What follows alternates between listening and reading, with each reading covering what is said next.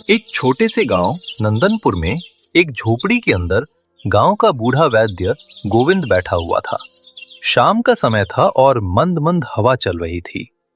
तभी वहां पर एक दुबला पतला बीमार सा दिखने वाला युवक आया। उसका नाम आदित्य था। उसके कपड़े फटे हुए थे और चेहरे पर थकान और पीड़ा की रेखाएं साफ दिखाई दे रही थीं। वैद्य जी, नमस्कार, आदित्य ने कमजोर आवाज में कहा। पिछले कुछ दिनों से मेरी हड्डियों में असहनीय दर्द हो रहा है। रात में नींद नहीं आती, भूख भी नहीं लगती। कृपया मुझे कुछ जड़ी बूटी दे दीजिए, शायद मेरा दर्द कम हो जाए। वैद्य गोविंद ने उसे देखा और क्रोध भरे स्वर में बोला, अरे आदित्य, तुमसे कितनी बार कहा है कि यहां बिना धन के मत आया करो। मैं तुम्हें मुफ्त की जड़ी बूटी नहीं देने वाला। न जाने मैंने कितनी बार तुम्हें बिना पैसे के दवाइयां दी हैं।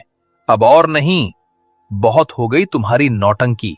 अगर इलाज करवाना है तो धन लेकर आओ, समझे? ये सुनकर आदित्य की आंखों में आंसू आ गए। उसने हाथ जोड़कर विनती की, वैद्य जी, आप तो जानते हैं कि बचपन में ही मेरे माता पिता दोनों इस संसार को छोड़कर चले गए थे। मैं तब मात्र 8 वर्ष का था। गांव के विभिन्न घरों में मजदूरी करके मैंने किसी तरह अपना जीवन व्यतीत किया, परंतु पिछले 3 वर्षों से मैं इस भयंकर बीमारी से ग्रस्त हो गया हूं। अब मुझसे मेहनत का काम भी नहीं होता, कोई मुझे काम पर नहीं रखता। कृपया जड़ी बूटियां देकर मुझे स्वस्थ कर दीजिए। मैं वादा करता हूं कि जैसे ही मैं ठीक हो जाऊंगा, मेहनत करके आपका पूरा कर्ज चुका दूंगा। ए आदित्य, वैद्य गोविंद गुस्से में चिल्लाया, तू दफा हो जा यहां से। बहुत हो गई तेरी भावुकता की बातें। कुछ नहीं मिलने वाला तुझे। अगर मेरी झोपड़ी के आसपास भी दिखाई दिया तो तेरा दर्द कम नहीं बल्कि और बढ़ जाएगा। चल निकल, भाग यहां से। वैद्य ने लाठी उठाकर आदित्य को डरा दिया। आदित्य लड़खड़ाते हुए पीछे हट गया और आंखों में आंसू लिए अपने टूटे फूटे घर की ओर चला गया। रास्ते में चलते हुए वह बुदबुदा रहा था, हे भगवान, क्या मेरी किस्मत में बस दुख ही सहना लिखा है? अगर मैं स्वस्थ होता तो मुझे किसी के सामने हाथ फैलाने की आवश्यकता नहीं पड़ती। मैं भी अपने पैरों पर खड़ा हो सकता। माँ बाप भी नहीं रहे, स्वास्थ्य भी छूट गया और अब तो इज्जत भी नहीं बची। इतना कहकर आदित्य अपनी झोपड़ी में पहुंचा और फूट फूट कर रोने लगा। रोते रोते ही वह थकान से कब सो गया उसे पता ही नहीं चला। अगली सुबह जब आदित्य नींद से जागा तो सूरज काफी ऊपर चढ़ चुका था। उसके शरीर में भयंकर दर्द हो रहा था। वह किसी तरह उठा और घर के बाहर गया। तभी गांव का सबसे दबंग और क्रूर व्यक्ति विक्रांत अपने 4 साथियों के साथ वहां आ पहुंचा। विक्रांत की नजर काफी समय से आदित्य के घर और जमीन पर थी। वह एक लालची और निर्दयी व्यक्ति था, जिसने अपनी दबंगई से गांव के कई लोगों की जमीन और घर हड़प लिए थे। अरे आदित्य भाई, विक्रांत ने नकली सहानुभूति से कहा, मुझे पता चला कि कल तुम वैद्य गोविंद के पास गए थे जड़ी बूटियां मांगने, लेकिन उन्होंने तुम्हें बुरी तरह अपमानित करके भगा दिया। देखो, मैं तुम्हारी मदद करना चाहता हूं। मैं तुम्हें इलाज के लिए धन दे सकता हूं, बस एक छोटी सी शर्त है। आदित्य सावधान हो गया। वह जानता था कि विक्रांत कभी भी बिना स्वार्थ के किसी की मदद नहीं करता। देखो विक्रांत भैया, आदित्य ने दृढ़ता से कहा, मैं अच्छी तरह जानता हूं कि तुम मेरी मदद क्यों करना चाहते हो। इसमें भी तुम्हारा स्वार्थ छिपा है। तुम मेरा घर और जमीन लेना चाहते हो, और ये पहली बार नहीं है। तुमने गांव के रामू काका, श्याम, मोहन और न जाने कितने लोगों के घर इसी तरह छीने हैं। मैं तुम्हारी चाल समझता हूं। विक्रांत का चेहरा क्रोध से लाल हो गया। उसकी मुट्ठियां भिज गईं। वाह रे वाह, विक्रांत ने व्यंग्यात्मक लहजे में कहा, है तो तू बीमार और कमजोर, लेकिन तेरी बुद्धि और जबान दोनों कैंची की तरह तेज चलती हैं। अच्छा, जब तू सब जानता ही है तो एक बात कान खोल कर सुन ले। मैं तुझे तेरे घर के लिए थोड़ा धन दे रहा हूं। मेरी बात मान ले, कुछ रुपए लेकर अपना घर मुझे दे दे, नहीं तो मैं ये घर तुझसे जबरदस्ती छीन लूंगा। और तू अच्छी तरह जानता है कि इस गांव में कोई भी मेरे खिलाफ नहीं बोलेगा, सब मुझसे डरते हैं। आदित्य ने हिम्मत बटोरते हुए कहा, मेरा शरीर भले ही बीमारी से जर्जर हो, पर मैं तुमसे नहीं डरता विक्रांत भैया। मैं अपना घर तुम्हें कभी नहीं दूंगा, ये मेरे माता पिता की निशानी है। अगर मैं तुम्हें अपना घर दे दूंगा तो मैं रहूंगा कहां? सड़क पर? नहीं, कभी नहीं। अरे, विक्रांत गुस्से से दहाड़ा, तो खुशी खुशी नहीं देगा, रोते गिड़गिड़ाते हुए देगा? बड़ा आया नहीं कहने वाला। याद रख आदित्य, आज के बाद इस गांव में कोई भी तेरी मदद नहीं करेगा। जो भी तुझे खाना देगा, पानी देगा या तुझ पर तरस खाएगा, वो सीधा मेरा दुश्मन होगा। और मेरे दुश्मनों का क्या हाल होता है ये सब जानते हैं। इतना कहकर विक्रांत अपने साथियों के साथ सीधे गांव की चौपाल पर गया। चौपाल पर गांव के मुखिया शंकर प्रसाद और कुछ अन्य लोग बैठे थे। विक्रांत ने मुखिया की ओर देखकर ऊंची आवाज में कहा, सुनो मुखिया जी और गांव के सभी लोगों, मैं आज एक महत्वपूर्ण ऐलान करना चाहता हूं। क्या बात है विक्रांत दादा? मुखिया ने घबराते हुए पूछा, आप इतने क्रोधित क्यों हैं? फालतू की बातें मत करो मुखिया जी, विक्रांत ने गरजते हुए कहा। सुनो और ध्यान से सुनो, मैं ऐलान करता हूं कि आज से हमारे नंदनपुर गांव का कोई भी व्यक्ति उस बीमार भिखारी आदित्य की सहायता नहीं करेगा। ना उसे खाना देगा, ना पानी देगा, ना उस पर तरस खाएगा। जो भी आदित्य के साथ भलाई करने की सोचेगा वो सीधा मेरा शत्रु होगा। और मेरे शत्रुओं का क्या होता है ये तुम सब जानते हो। मेरी बात कान खोल कर सुन लो।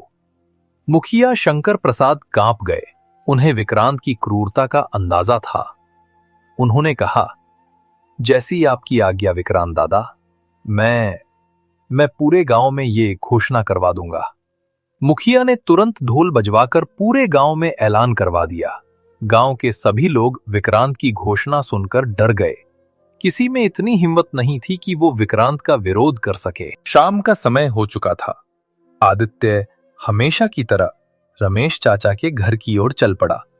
रमेश चाचा एक दयालु व्यक्ति थे जो आदित्य पर तरस खाकर कभी कभी उसे रात का खाना दे दिया करते थे। जैसे ही आदित्य रमेश चाचा के घर के दरवाजे पर पहुंचा, रमेश चाचा ने दरवाजा थोड़ा खोला और व्यथित स्वर में कहा, यहां से चले जाओ आदित्य बेटा, जल्दी चले जाओ। लेकिन चाचा, आदित्य ने करुण स्वर में कहा, मैं सुबह से भूखा हूं, बस थोड़ा सा। अरे बेटा, मैं जानता हूं। रमेश चाचा की आंखों में आंसू आ गए। मैं तुम्हारी स्थिति समझता हूं, लेकिन मैं तुम्हें चाहकर भी खाना नहीं दे सकता।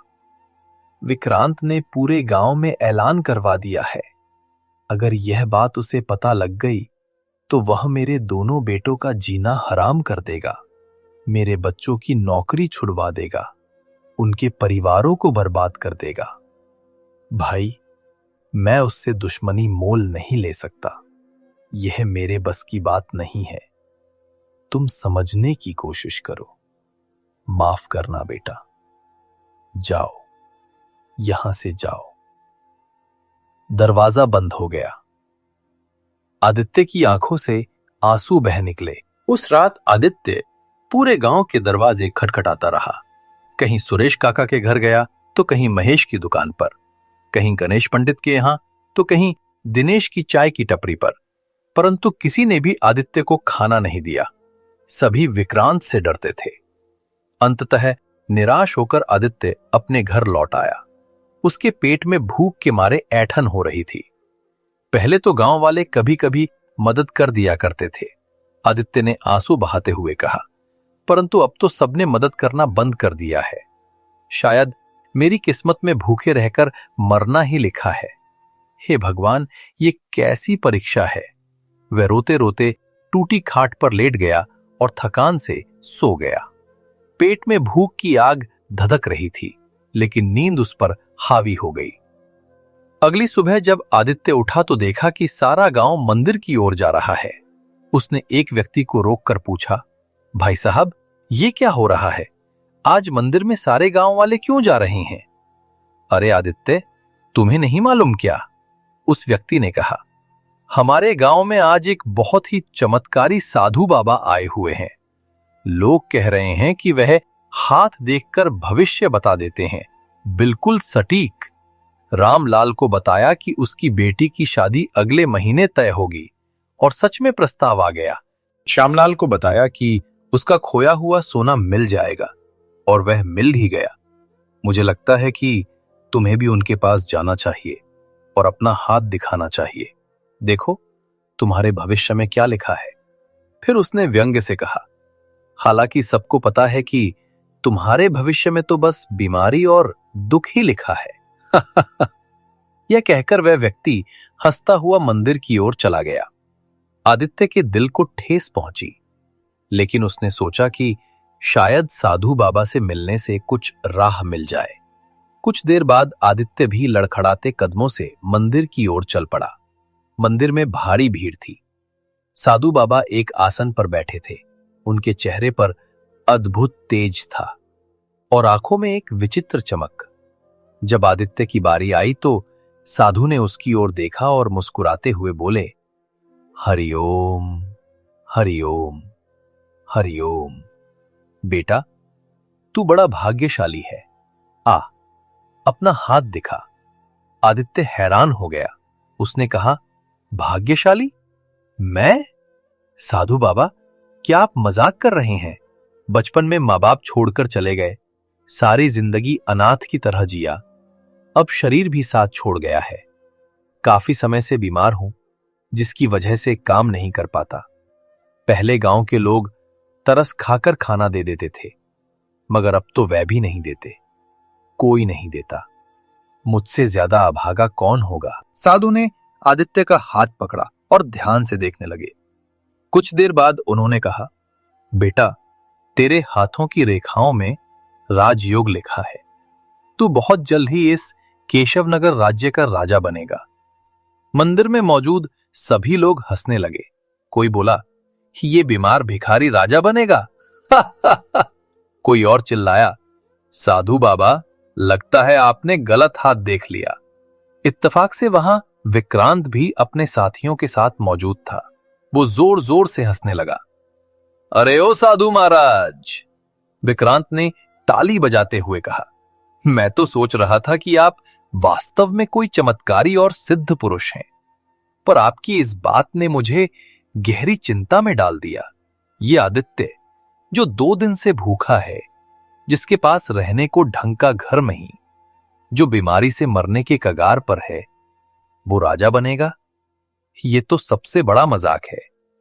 अब मुझे शक हो रहा है कि आपकी बाकी भविष्यवाणियां भी सच्ची हैं या झूठी।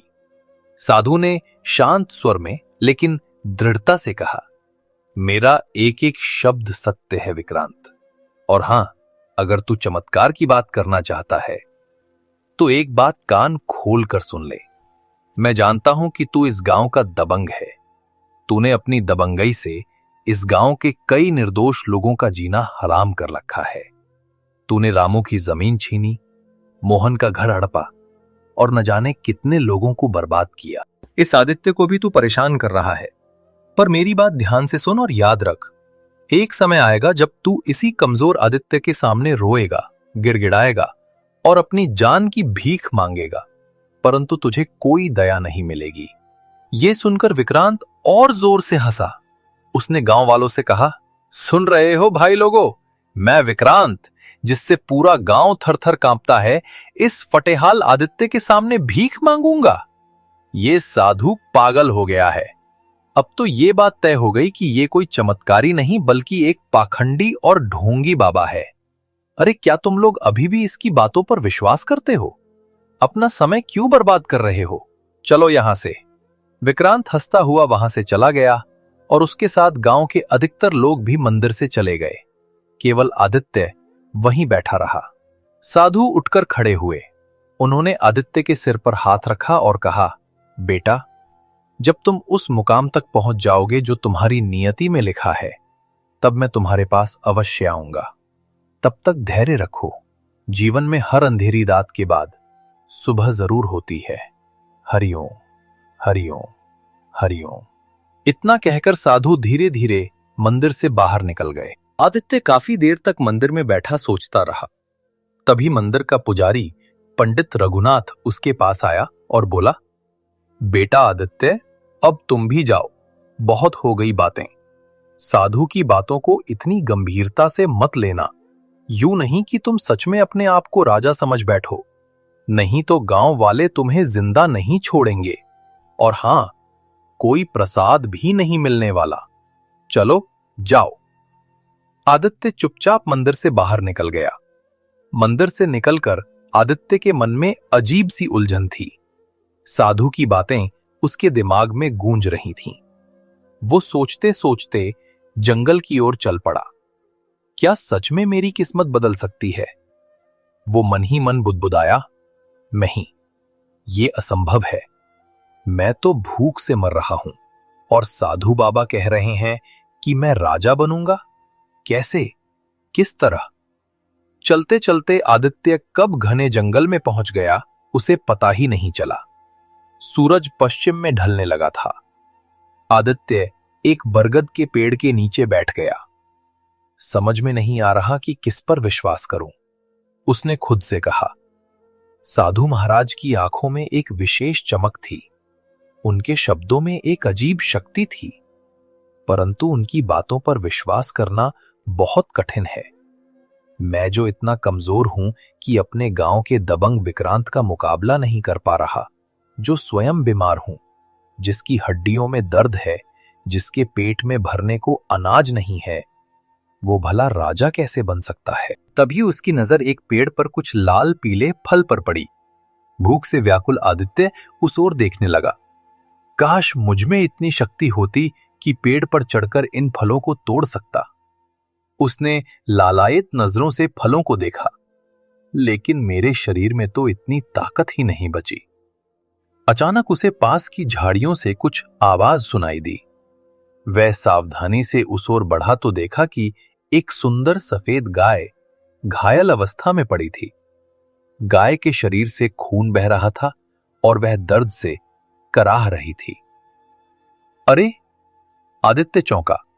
ये गाय तो बुरी तरह घायल है। इसके शरीर से तो खून की धाराएं बह रही हैं।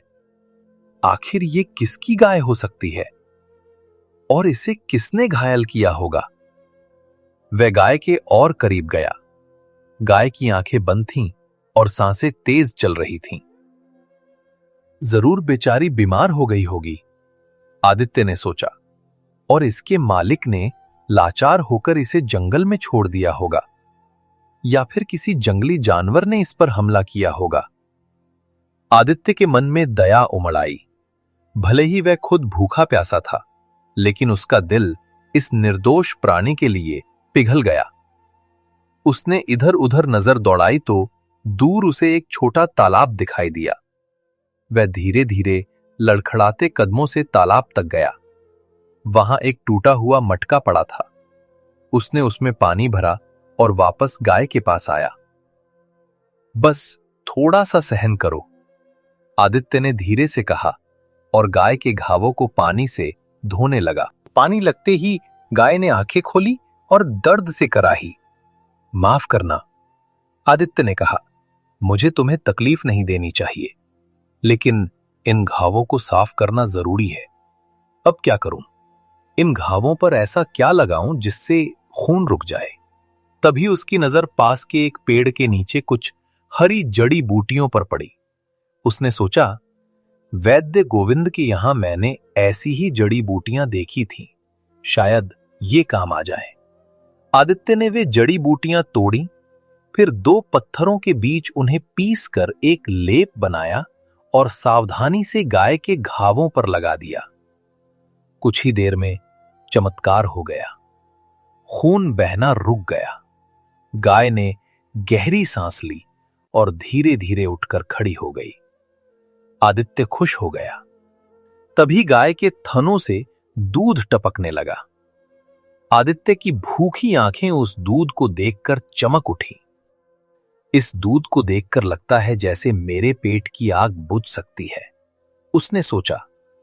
लेकिन ये किसी और की गाय है, मैं इसका दूध कैसे पी सकता हूं? तभी अचानक गाय मनुष्य की आवाज में बोल उठी, तूने मेरी जान बचाई है, मेरा दूध पी ले। आदित्य डर से पीछे हट गया। उसकी आंखें फैल गईं। हे भगवान, वो घबराकर बोला, ये क्या हो रहा है? तुम गाय होकर मनुष्य की तरह कैसे बोल सकती हो? कहीं तुम कोई डायन, राक्षस या पिशाचनी तो नहीं हो? मुझे छोड़ दो। गाय ने शांत आवाज में कहा, डरो मत आदित्य, मैं कोई राक्षस या पिशाचनी नहीं हूं। राक्षस और पिशाचनी किसी मनुष्य को दूध नहीं पिलाती, बल्कि उनका रक्त चूस लेती हैं। मैं तुम्हारा भला चाहती हूं। तुमने मेरी जान बचाई है, अब मेरा दूध पीकर अपनी भूख मिटाओ। आदित्य अभी भी डरा हुआ था, लेकिन भूख इतनी तेज थी कि उसने हिम्मत करके गाय का दूध पी लिया। दूध अद्भुत स्वादिष्ट था और जैसे ही उसने पिया, उसे शरीर में एक अजीब ऊर्जा महसूस हुई। कुछ ही देर में उसका पेट भर गया और शरीर में ताजगी आ गई। तभी पूरा जंगल एक शेर की भयानक गर्जना से गूंज उठा। गाय डर से कांप गई। ये शेर की आवाज है, गाय बोली। जरूर ये पास में ही कहीं है। इसी शेर ने मुझे घायल किया था। अगर इसने मुझे फिर देख लिया तो इस बार मुझे जरूर मार डालेगा। डरो मत, आदित्य ने कहा। तुम मेरे साथ मेरे गांव चलो और मेरे घर पर रहो, वहां तुम सुरक्षित रहोगी। चलो जल्दी करो। गाय तुरंत तैयार हो गई। दोनों जल्दी से जंगल से निकलकर गांव की ओर चल पड़े। रात हो चुकी थी। आदित्य ने गाय को अपनी झोपड़ी में ले जाकर सुरक्षित स्थान पर बांध दिया और खुद थकान से सो गया। अगली सुबह जब आदित्य की आंख खुली तो उसे अपने शरीर में कुछ अलग महसूस हुआ। कल की तुलना में वह कम कमजोर महसूस कर रहा था। गाय ने फिर से मनुष्य की आवाज में कहा, मेरे थनों से दूध निकल रहा है, तुम इसे निकाल सकते हो। आदित्य ने सावधानी से कहा, देखो, तुम मेरे सामने तो मनुष्य की तरह बोल रही हो, लेकिन किसी और के सामने ऐसा बिल्कुल मत करना। अगर गांव के लोगों ने तुम्हें बोलते सुन लिया तो वे डर जाएंगे और तुम्हें नुकसान पहुंचा सकते हैं, समझी? मैं समझती हूं, गाय ने कहा। अब मेरी बात ध्यान से सुनो। तुम्हारे घर की स्थिति देखकर लग रहा है कि तुम्हारी आर्थिक हालत बहुत खराब है। आदित्य की आंखों में आंसू आ गए। उसने रोते हुए गाय को अपने जीवन की पूरी कहानी सुनाई। कैसे उसके माता पिता छोटी उम्र में ही गुजर गए, कैसे उसने अनाथ की तरह जीवन बिताया, कैसे बीमारी ने उसे जकड़ लिया और कैसे विक्रांत उसे परेशान कर रहा है। अगर कल मैं तुम्हारा दूध नहीं पीता, आदित्य ने कहा, तो शायद आज मैं इस संसार में ही नहीं होता। भूख के मारे मेरा बुरा हाल था। गाय की आंखों से भी आंसू बह निकले। उसने कहा, आदित्य, अब से तुम रोज सुबह शाम मेरा दूध निकालकर पीना। जितना तुम्हें चाहिए उतना पी लेना और बाकी दूध गांव में बेच देना। इससे तुम्हारी आमदनी भी होगी और तुम धीरे धीरे स्वस्थ भी हो जाओगे। आदित्य को यह सुनकर बहुत खुशी हुई। उस दिन से उसने नियमित रूप से गाय का दूध पीना और बेचना शुरू कर दिया। दिन बीतते गए। आदित्य का शरीर धीरे धीरे स्वस्थ होता चला गया। उसकी हड्डियों का दर्द कम होने लगा, चेहरे पर रंगत आने लगी, शरीर में ताकत आने लगी। दूध बेचने से उसके पास पैसे भी आने लगे। लगभग 15 दिन बाद एक दिन जब आदित्य बाजार में दूध बेच रहा था, तभी वैद्य गोविंद वहां से गुजरे। उन्होंने आदित्य को देखा और चौंक गए। अरे, ये तो आदित्य है। वैद्य ने कहा, भाई, तुम ही हो ना? अरे वाह, तुम्हारा चेहरा देखकर तो लग रहा है कि तुम बिल्कुल स्वस्थ हो गए हो। क्या बात है? आखिर कौन सी जड़ी बूटी खाई तुमने? किसने दी तुमको? आदित्य ने कहा, वैद्य जी, मुझे खुद नहीं पता कि यह कैसे हुआ, लेकिन हां, मैं पहले से बेहतर महसूस कर रहा हूं। वैद्य गोविंद ने पास आकर आदित्य को ध्यान से देखा। अरे, तुम्हारा चेहरा तो खिल उठा है। तुम्हारा बीमार शरीर अब बलशाली दिख रहा है। तुम्हारी मांसपेशियां मजबूत हो गई हैं। उन्होंने आदित्य की कलाई पकड़ी और नाड़ी देखी। अरे वाह, क्या बात है!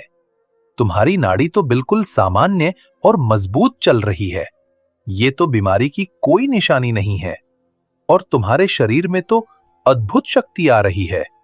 वैद्य ने एक पत्थर की ओर इशारा करते हुए कहा, अगर तुम्हें मेरी बात का विश्वास नहीं होता तो उस पत्थर पर एक मुक्का मारकर देखो। मुझे यकीन है कि पत्थर टूट जाएगा और तुम्हें कुछ नहीं होगा। क्या?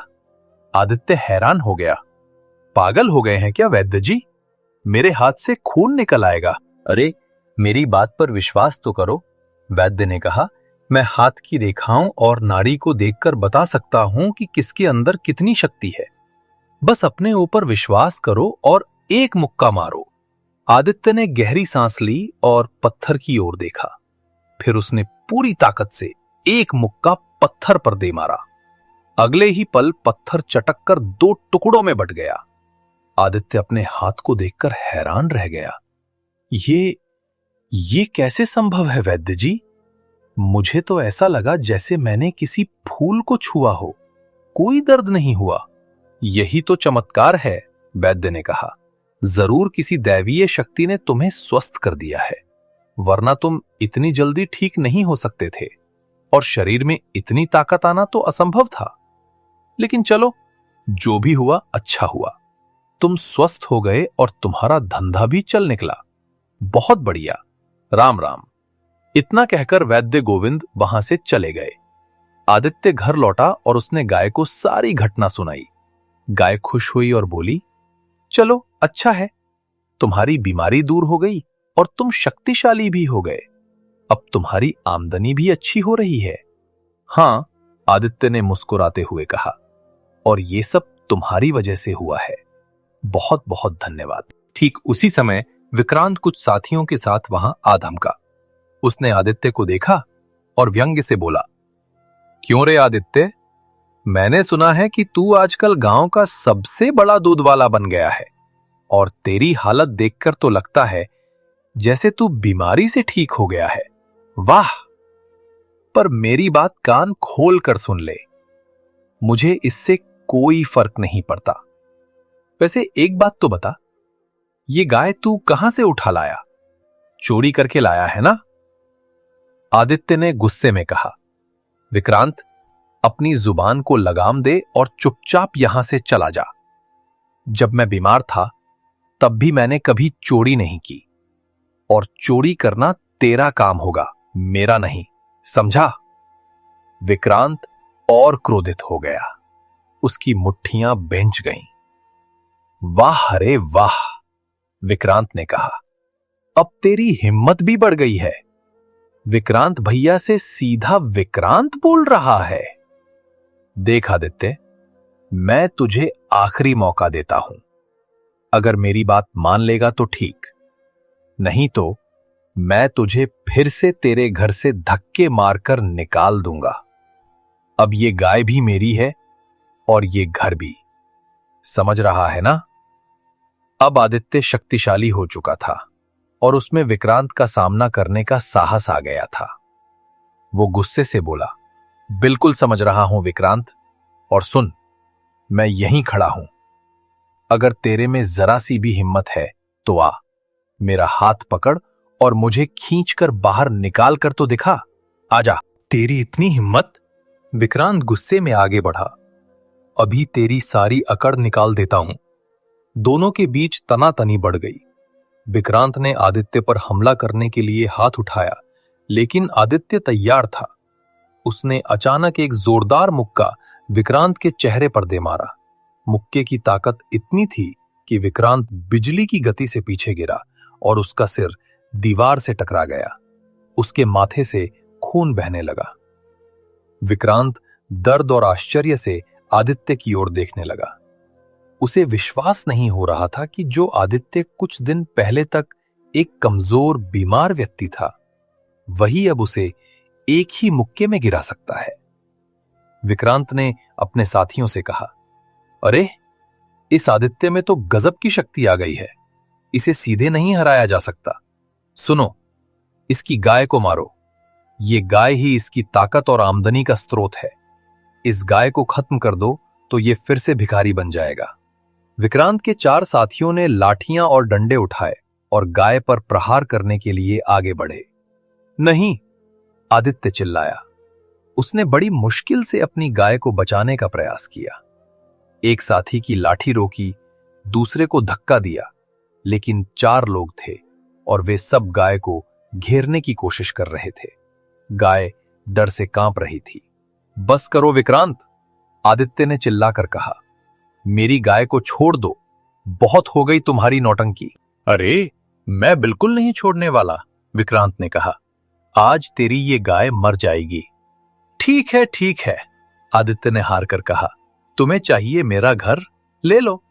तुम्हें मेरी जमीन चाहिए, वो भी ले लो। लेकिन मेरी गाय को कुछ मत करो। प्लीज विक्रांत, मेरी गाय को छोड़ दो। विक्रांत मुस्कुराया। उसने अपने साथियों को इशारा किया और वे रुक गए। अब आया ना लाइन पे, विक्रांत ने कहा। ठीक है, अभी इसी वक्त ये घर छोड़ दे और अपनी गाय लेकर भाग जा यहां से। जा, निकल। आदित्य की आंखों में आंसू आ गए, लेकिन उसके पास कोई विकल्प नहीं था। वो अपनी गाय को अपने माता पिता के घर से ज्यादा प्यारी समझता था, क्योंकि इस गाय ने उसे नया जीवन दिया था। चलो, आदित्य ने गाय से कहा। वो अपनी गाय को लेकर घर छोड़कर जंगल की ओर चल पड़ा। पीछे मुड़कर एक बार उसने अपने माता पिता के घर को देखा और आंसू बहा दिए। विक्रांत और उसके साथी हंसने लगे। जा रे जा, विक्रांत ने चिल्लाकर कहा। अब ये घर मेरा है। जंगल में पहुंचकर आदित्य एक पेड़ के नीचे बैठ गया। गाय भी उसके बगल में बैठ गई। दोनों की आंखों में आंसू थे। तुमने मेरे लिए अपना घर छोड़ दिया, गाय ने भावुक होकर कहा। लेकिन वह बहुत कठिन है, लगभग असंभव। बताओ, आदित्य ने उत्सुकता से कहा। चाहे कितना भी कठिन क्यों ना हो, मैं प्रयास करूंगा। तुमने मेरे लिए इतना किया है, अब मेरी बारी है तुम्हारी मदद करने की, गाय ने समझाया। यहां से कुछ मील दूर एक प्राचीन तालाब है, जिसे परियों का तालाब कहते हैं। उस तालाब के किनारे चांदी के कमल खिलते हैं। ये साधारण कमल नहीं है, बल्कि जादुई हैं। इन कमलों की रक्षा परियां करती हैं। यदि वह चांदी का कमल मुझे खिला दिया जाए तो मैं श्राप से मुक्त हो सकती हूं, लेकिन चांदी का कमल पाना आसान नहीं है। क्यों? आदित्य ने पूछा। क्योंकि हर कमल की एक रक्षक परी होती है, गाय ने कहा, और वह परी उस कमल को तोड़ने वाले से एक बहुत बड़ा बलिदान मांगती है। ऐसा बलिदान जो आज तक कोई भी मनुष्य नहीं दे पाया। इसीलिए कोई भी चांदी का कमल नहीं तोड़ पाया, और मेरे जैसे श्रापित प्राणी सदा के लिए इसी रूप में रह जाते हैं। आदित्य ने दृढ़ संकल्प के साथ कहा, मैं वह बलिदान दूंगा। चाहे वह परी मुझसे कुछ भी मांगे, मैं दे दूंगा। तुम्हें श्राप से मुक्त करना ही मेरा लक्ष्य है, यह मेरा वादा है। लेकिन आदित्य, गाय ने चिंता से कहा। नहीं, आदित्य ने बीच में टोकते हुए कहा। कोई लेकिन नहीं, तुम यही मेरा इंतजार करो, मैं कामयाब होकर ही लौटूंगा। इतना कहकर आदित्य उठ खड़ा हुआ और परियों के तालाब की ओर चल पड़ा। आदित्य लगभग 3 घंटे तक जंगल में चलता रहा। रास्ता कठिन था, कांटेदार झाड़ियां थीं, ऊंचे नीचे रास्ते थे और जंगली जानवरों की आवाजें आ रही थीं। लेकिन आदित्य का संकल्प दृढ़ था। अंततः उसे एक अद्भुत दृश्य दिखाई दिया। एक विशाल तालाब था, जिसका पानी क्रिस्टल की तरह साफ और चमकीला था। तालाब के किनारे सैकड़ों चांदी के कमल खिले हुए थे। वे चांदनी की तरह चमक रहे थे और उनसे एक मधुर सुगंध आ रही थी। वाह! आदित्य ने आश्चर्य से कहा, कितना सुंदर दृश्य है। ये चांदी के कमल सच में जादुई लगते हैं। वह धीरे धीरे एक कमल की ओर बढ़ा। जैसे ही उसने कमल को छूने के लिए हाथ बढ़ाया, अचानक वहां रंग बिरंगी रोशनी के साथ एक अत्यंत सुंदर परी प्रकट हुई। परी के पंख इंद्रधनुष की तरह चमक रहे थे और उसके चेहरे पर एक गंभीर भाव था। ठहरो मानव, परी ने कहा, इस चांदी के कमल को प्राप्त करने से पहले तुम्हें एक बलिदान देना होगा। क्या तुम बलिदान देने के लिए तैयार हो? हां, आदित्य ने बिना हिचकिचाए कहा, मैं तैयार हूं। बोलो, क्या बलिदान चाहिए? परी ने उसे ध्यान से देखा और कहा, सोच लो मानव, मैं जो बलिदान मांगूंगी वो बहुत बड़ा है। आज तक कोई भी मनुष्य ये बलिदान नहीं दे पाया। सब अंतिम समय में पीछे हट गए। मुझे आजमा कर देखो, आदित्य ने कहा। मैं वादा करता हूं कि मैं बलिदान दूंगा। बोलो, क्या मानती हो? परी ने कहा, मैं जानती हूं तुम्हारे बारे में आदित्य। तुम पहले एक बेहद बीमार और गरीब व्यक्ति थे। हर जगह ठुकराए गए थे। लेकिन अब तुम एक जादुई गाय के दूध के कारण स्वस्थ और शक्तिशाली हो गए हो। जादुई दूध? आदित्य चौंका। मुझे नहीं पता था कि वो जादुई है। हां, परी ने कहा, वो जादुई दूध है। और अब सुनो मेरा बलिदान। यदि तुम इस चांदी के कमल को तोड़ोगे तो तुम्हारा स्वास्थ्य फिर से गिर जाएगा। तुम वापस वही बीमार कमजोर आदित्य बन जाओगे जो तुम पहले थे। तुम्हारी सारी शक्ति चली जाएगी। तुम्हारा स्वस्थ शरीर फिर से रोगग्रस्त हो जाएगा और तुम फिर से समाज द्वारा ठुकराए जाओगे। क्या तुम अपने स्वास्थ्य का यह बलिदान देने के लिए तैयार हो? आदित्य कुछ देर चुप रहा। यह निर्णय बहुत कठिन था। स्वस्थ होना उसका सबसे बड़ा सपना था और अब जब वो स्वस्थ हो गया था तो फिर से बीमार होने का विचार भयावह था। लेकिन फिर उसे गाय का चेहरा याद आया। वो गाय जिसने उसे तब बचाया था जब वो भूख से मर रहा था। वो गाय जिसने उसे नया जीवन दिया। हां, आदित्य ने अंततः दृढ़ता से कहा, मैं तैयार हूं। मैं अपने स्वास्थ्य का बलिदान दूंगा। उस गाय ने मेरी जान बचाई थी। अब मेरी बारी है उसे बचाने की। परी मुस्कुराई। तुम पहले मनुष्य हो जिसने इतना बड़ा बलिदान देने की हामी भरी है। लेकिन केवल कहना काफी नहीं। जैसे ही तुम इस कमल को तोड़ोगे, बलिदान प्रभावी हो जाएगा। तुम तैयार हो? हां, आदित्य ने कहा। उसने आगे बढ़कर चांदी के कमल को तोड़ लिया। अगले ही पल आदित्य को अपने शरीर में एक अजीब कमजोरी महसूस हुई। उसके घुटने कांपने लगे। हड्डियों में फिर से दर्द शुरू हो गया। शरीर की सारी ताकत जैसे पल भर में निकल गई। वह लड़खड़ाकर जमीन पर बैठ गया। परी ने कहा, तुम सच्चे हो आदित्य। तुमने वास्तव में बलिदान दे दिया। ये कमल अब तुम्हारा है। इसे अपनी मित्र गाय को खिला दो। वह श्राप से मुक्त हो जाएगी। आदित्य ने कमजोर हाथों से चांदी का कमल पकड़ा और धन्यवाद देते हुए वहां से चल पड़ा। रास्ता बहुत कठिन था। उसका शरीर फिर से कमजोर हो गया था और हर कदम उठाना मुश्किल हो रहा था। लगभग 2 घंटे की मुश्किल यात्रा के बाद आदित्य उस स्थान पर पहुंचा जहां गाय उसका इंतजार कर रही थी। जैसे ही गाय ने आदित्य को देखा, वह दौड़कर उसके पास आई। आदित्य, गाय ने चिंता से कहा, तुम फिर से कमजोर हो गए। तुमने अपने स्वास्थ्य का बलिदान दे दिया? आदित्य ने हांफते हुए कहा, हां, लेकिन मैं चांदी का कमल ले आया। लो। गाय की आंखों में आंसू आ गए। तुमने मेरे लिए इतना बड़ा बलिदान दे दिया। तुमने भी तो मेरी जान बचाई थी, आदित्य ने कहा। तभी जंगल के रास्ते से एक व्यक्ति दौड़ता हुआ आया। वह गांव का ही एक आदमी था जिसका नाम हरिराम था। अरे आदित्य, हरिराम ने कहा, तुम यहां क्या कर रहे हो? और ये क्या, तुम फिर से बीमार लग रहे हो? हाँ भाई, आदित्य ने कहा, विक्रांत ने मुझे मेरे घर से निकाल दिया। ओह, बहुत अफसोस हुआ, हरिराम ने कहा। लेकिन सुनो, क्या तुमने खबर सुनी है? कैसी खबर? आदित्य ने पूछा। अरे, हमारे केशवनगर राज्य के महाराज देवेंद्र सिंह ने ऐलान किया है, हरिराम ने उत्साह से कहा। उनकी पुत्री राजकुमारी प्रियंका काफी समय से बीमार हैं और होश में नहीं आ रही हैं। महाराज ने घोषणा की है कि जो कोई भी राजकुमारी को स्वस्थ कर देगा, उसे वे बहुत बड़ा इनाम देंगे। मैं खुद पड़ोसी राज्य के वैद्य से विशेष जड़ी बूटी खरीद कर ला रहा हूं। सोच रहा हूं कि राजधानी जाकर कोशिश करो, क्या पता मेरी किस्मत चमक जाए। राजकुमारी बीमार हैं? आदित्य ने पूछा। हाँ, हरिराम ने कहा, कहते हैं कि महाराजा की पत्नी महारानी सूर्यकांति और राजकुमारी प्रियंका कुछ दिन पहले जंगल में शिकार करने गई थीं। वे वापस नहीं लौटीं।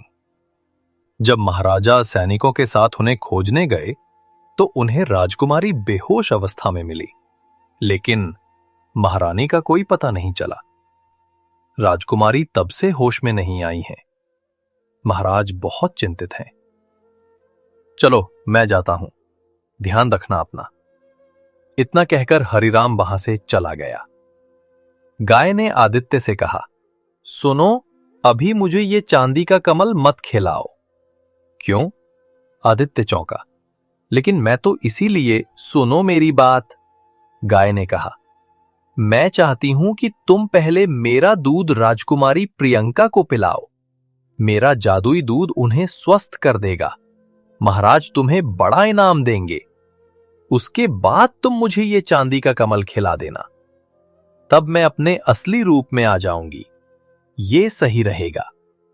लेकिन, आदित्य ने कहा। कोई लेकिन नहीं, गाय ने कहा। और हां, इसके लिए तुम्हें मुझे राजमहल ले जाना होगा, क्योंकि यदि तुम दूध लेकर जाओगे तो वो रास्ते में खराब हो जाएगा। मुझे साथ ले चलो। आदित्य ने सोचा कि ये ठीक रहेगा। उसने कहा, ठीक है, चलो। अगले दिन सुबह आदित्य अपनी गाय को साथ लेकर केशवनगर की राजधानी की ओर चल पड़ा। रास्ता लंबा था और आदित्य का शरीर कमजोर था, लेकिन उसका संकल्प मजबूत था। शाम तक वे राजधानी के विशाल द्वार पर पहुंच गए। राजमहल बहुत भव्य था। ऊंची दीवारें, सुनहरे गुंबद और चारों ओर सुंदर बगीचे। आदित्य ने महल के मुख्य द्वार पर पहुंचकर पहरेदार से कहा, मैं महाराज से मिलना चाहता हूं। पहरेदार ने उसे ऊपर से नीचे तक देखा। आदित्य के फटे कपड़े, कमजोर शरीर और एक गाय को देखकर पहरेदार ने व्यंग्य से कहा, तुम महाराज से मिलना चाहते हो? हट जाओ यहां से। भिखारियों के लिए यह जगह नहीं है। लेकिन मैं राजकुमारी प्रियंका को स्वस्थ कर सकता हूं, आदित्य ने कहा। मेरे पास इलाज है। दूसरे पहरेदार ने हंसते हुए कहा, अरे, पूरे राज्य के सबसे बड़े वैद्य राजकुमारी को स्वस्थ नहीं कर पाए।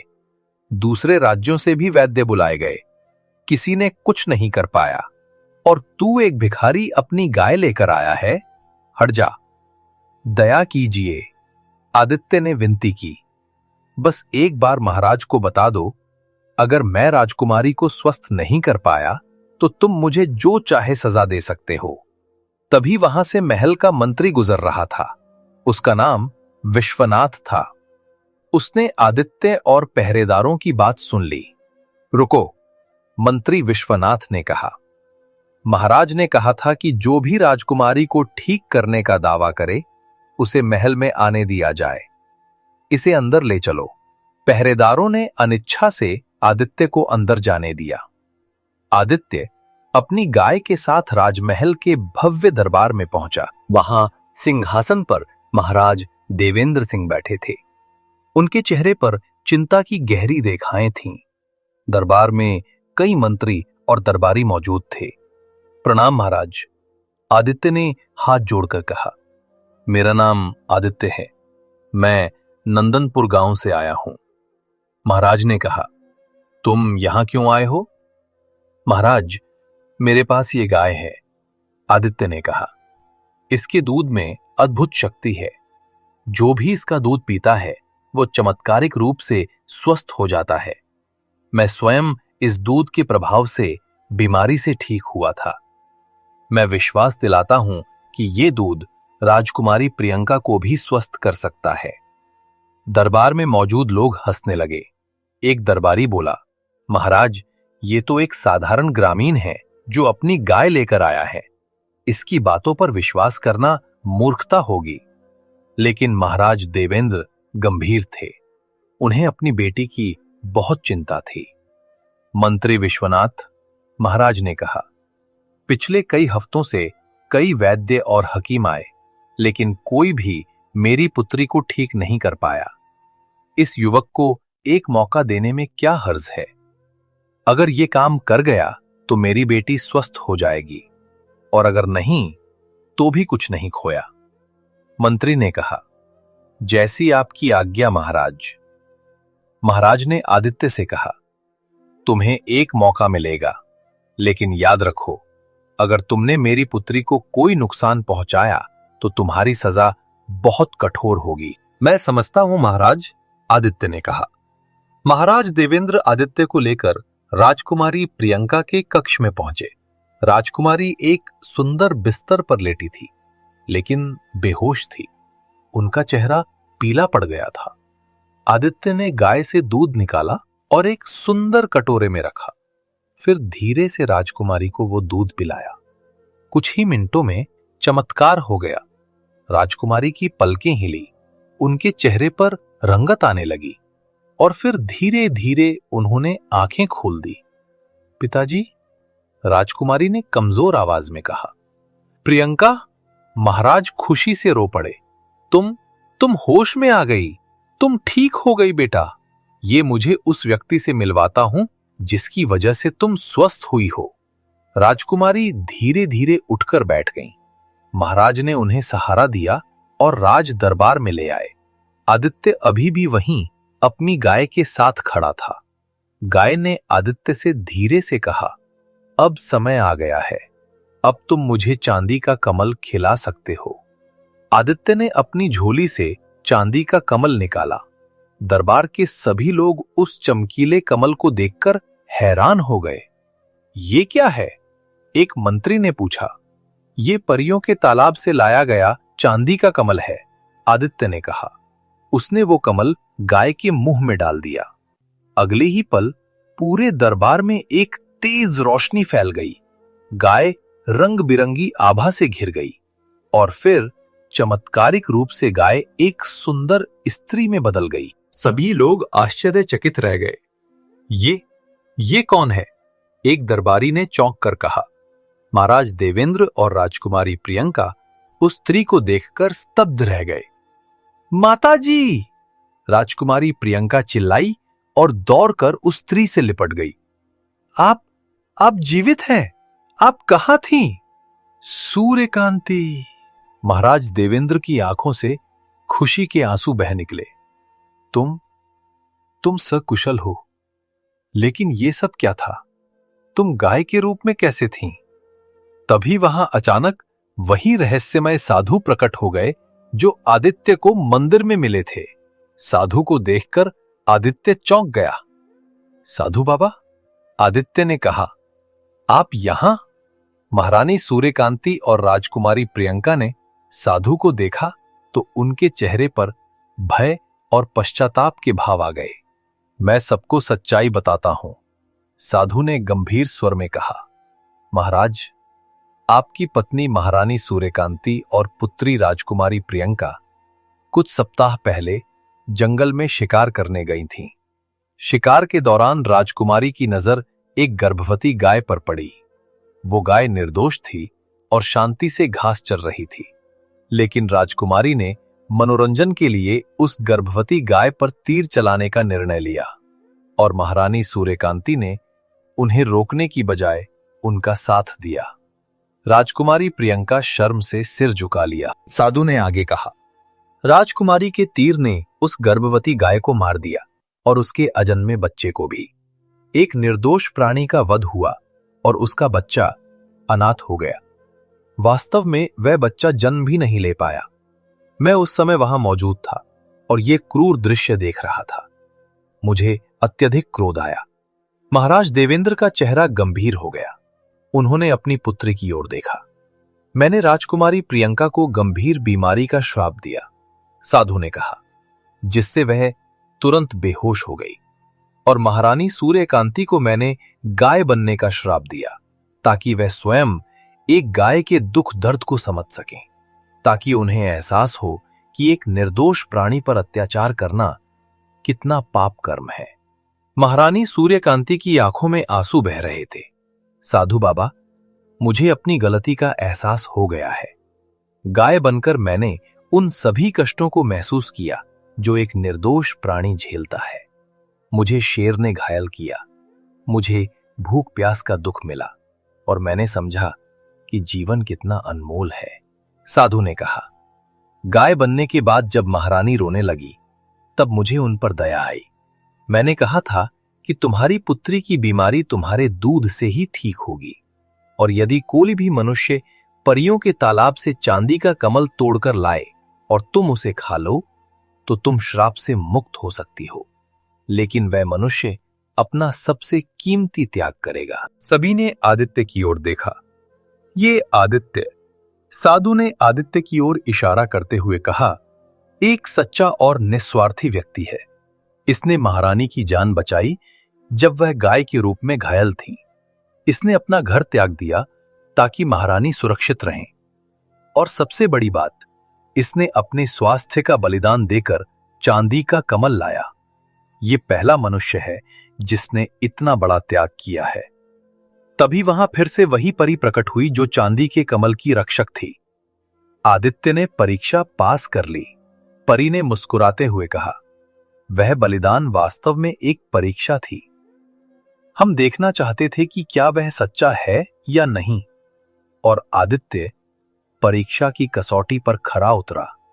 इसलिए अब उसे उसका स्वास्थ्य वापस मिलना चाहिए। अगले ही पल आदित्य के शरीर में फिर से ऊर्जा का संचार हुआ। उसका दर्द गायब हो गया। उसके चेहरे पर रंगत आ गई। वह पहले से भी अधिक स्वस्थ और शक्तिशाली हो गया। परी रंग बिरंगी रोशनी के साथ गायब हो गई। महाराज देवेंद्र सिंहासन से उठे और आदित्य के पास आए। उन्होंने आदित्य के कंधे पर हाथ रखा। आदित्य, महाराज ने भावुक होकर कहा, तुमने मेरी पत्नी की जान बचाई और मेरी पुत्री को स्वस्थ किया। तुमने अपना सब कुछ दांव पर लगा दिया। तुम्हारा हृदय सोने से भी कीमती है। मैं तुम्हें इस केशव नगर राज्य का युवराज घोषित करता हूं। तुम इस राज्य के अगले राजा होगे। पूरे दरबार में तालियां गूंज उठी। महारानी सूर्यकांति ने आदित्य के पैर छुए और कहा, तुमने मुझे बचाया जब मैं घायल थी। तुमने मेरा ध्यान रखा। तुम सच्चे अर्थों में एक महान व्यक्ति हो। राजकुमारी प्रियंका ने शर्मिंदगी से कहा, मुझे अपनी गलती का एहसास हो गया है। मैंने एक निर्दोष प्राणी को मारा था। मैं आपसे और उस गाय की आत्मा से क्षमा मांगती हूं। साधु ने मुस्कुराते हुए कहा, देखा आदित्य, मैंने मंदिर में कहा था ना कि तुम इस राज्य के भविष्य के राजा हो। मेरी हर बात सच निकली। आदित्य ने हाथ जोड़कर कहा, साधु बाबा, आपका आशीर्वाद था।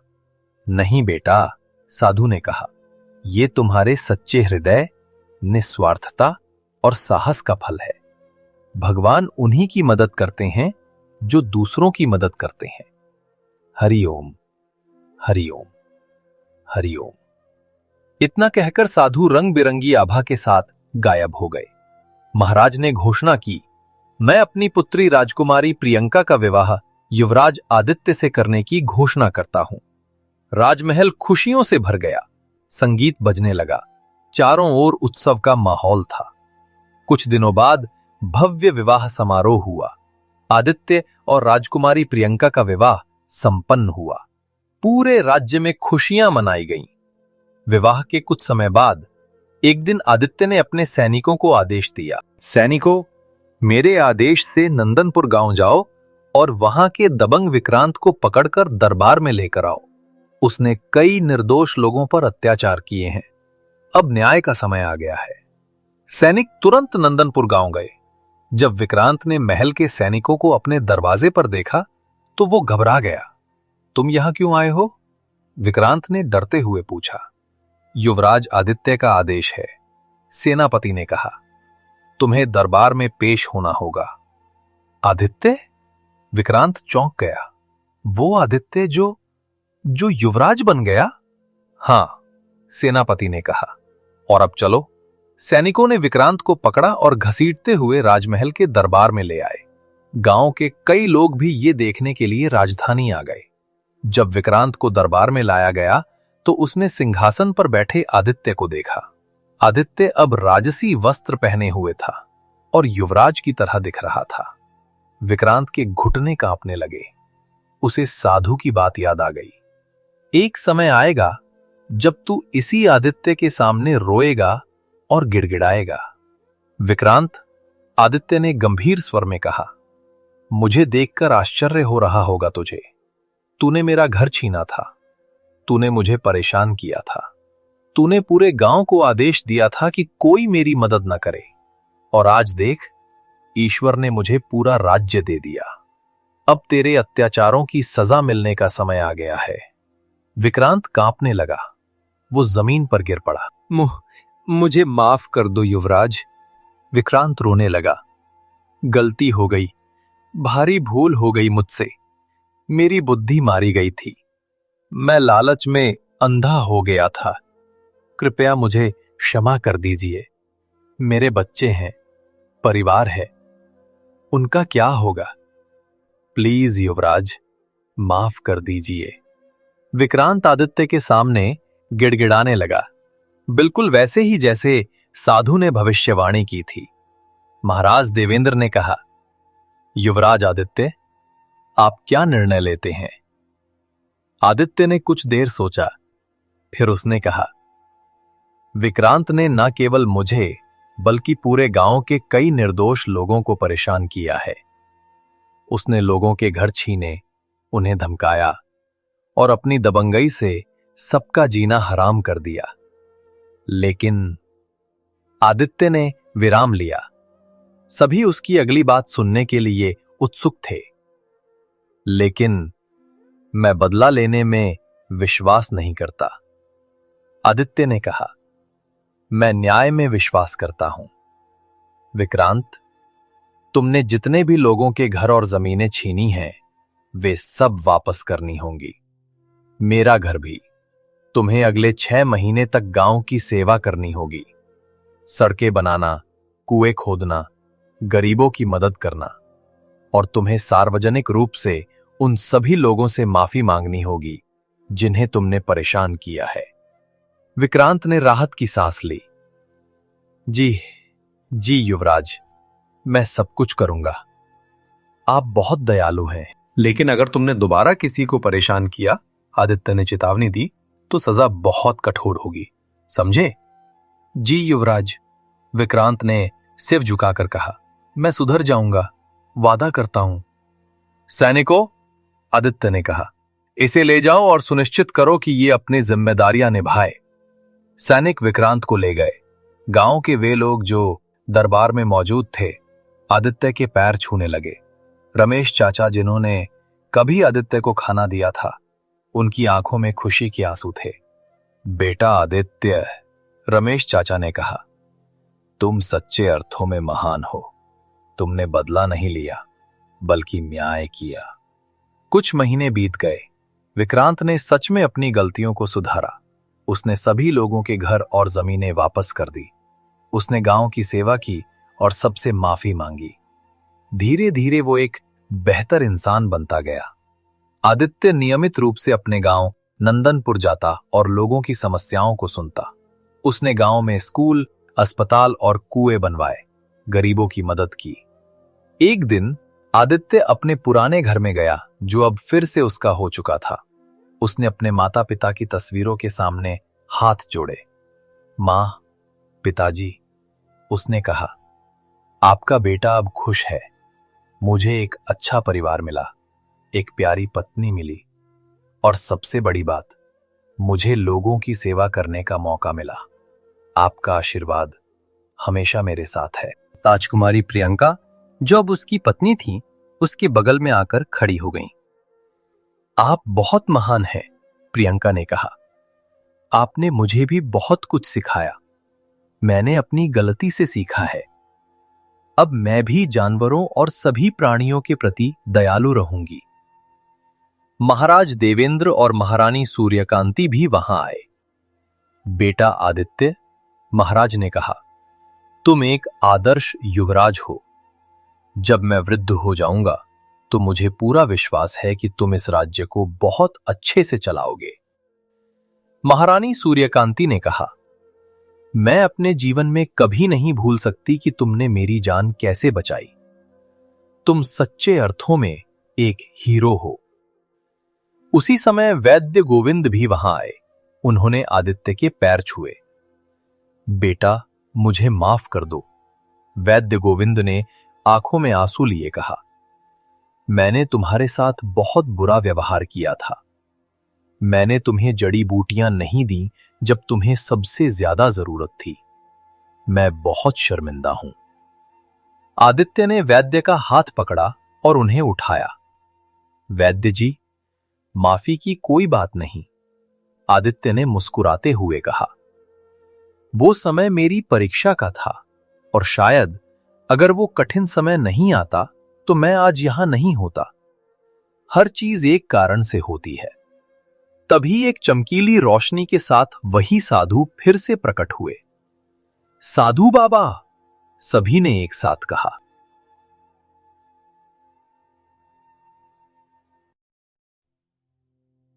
साधु ने मुस्कुराते हुए कहा, मैंने वादा किया था कि जब तुम अपने मुकाम पर पहुंच जाओगे तो मैं आऊंगा। आज मैं बहुत खुश हूं ये देखकर कि तुमने न केवल अपनी किस्मत बदली बल्कि कई लोगों की जिंदगियां भी बदल दी। ये सब आपका आशीर्वाद है साधु बाबा, आदित्य ने हाथ जोड़कर कहा। नहीं बेटा, साधु ने कहा, ये तुम्हारे सच्चे कर्मों का फल है। याद रखो, जीवन में जब इंसान का दिल साफ हो, नियत नेक हो और वो दूसरों की भलाई के लिए अपना सब कुछ दांव पर लगाने को तैयार हो, तो ईश्वर भी उसकी हर राह आसान कर देते हैं। तुमने यही किया। तुमने एक श्रापित प्राणी की मदद की, अपना घर त्यागा, अपना स्वास्थ्य बलिदान किया, सब कुछ बिना किसी स्वार्थ के। यही सच्ची महानता है। साधु ने आशीर्वाद देते हुए कहा, तुम्हारा जीवन सुखमय हो, तुम एक महान राजा बनो और अपनी प्रजा की सेवा करो। सत्य, दया और न्याय के मार्ग पर हमेशा चलते रहो। हरिओम, हरिओम, हरिओम। इतना कहकर साधु रंग बिरंगी रोशनी के साथ गायब हो गए। आदित्य ने आकाश की ओर देखा और मुस्कुराया। उसके जीवन ने एक पूर्ण चक्र पूरा कर लिया था। वो एक गरीब, बीमार अनाथ से एक युवराज बन गया था। लेकिन सबसे महत्वपूर्ण बात यह थी कि उसका हृदय अभी भी उतना ही साफ और दयालु था।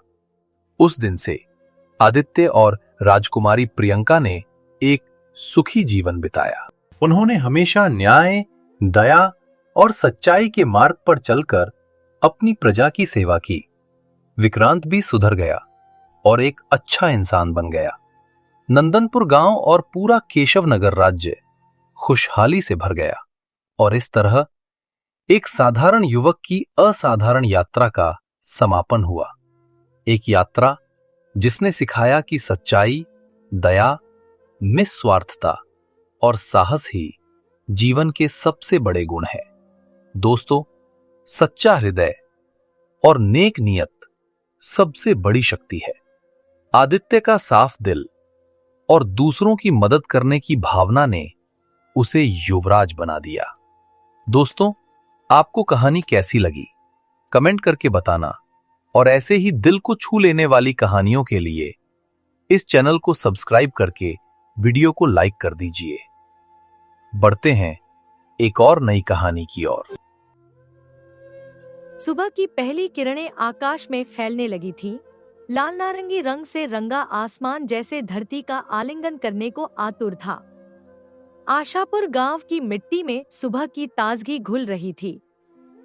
यहाँ की हवा में एक अजीब सी खुशबू थी, ताजी मिट्टी की, पके हुए अनाज की और मेहनत से सींचे गए सपनों की। आशापुर गांव बड़ा नहीं था।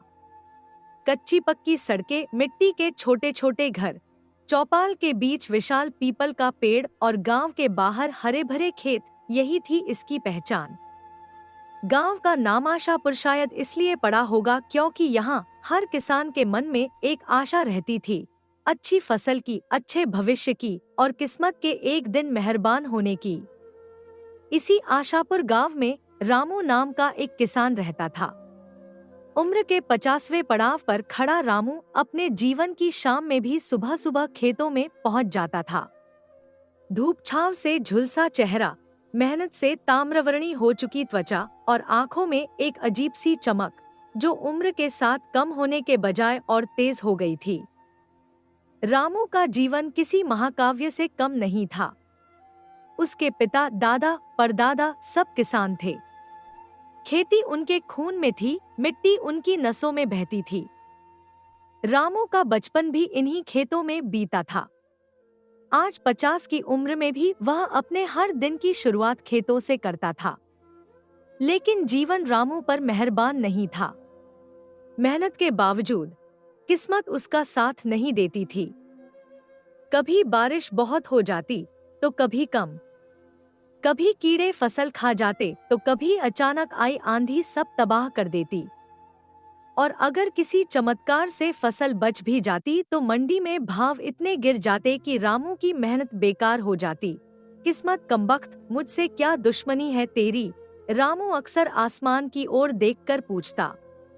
उसका स्वभाव था कि वह हमेशा अपनी किस्मत को कोसता रहता। उसकी पत्नी गौरी उसे हमेशा समझाती, इतना मत सोचो जी, मेहनत करते रहो, एक दिन किस्मत जरूर साथ देगी। लेकिन रामू के लिए यह एक दिन कभी नहीं आता था। रामू और गौरी का एक बेटा था, छोटू, जो अभी 10वीं कक्षा में पढ़ता था।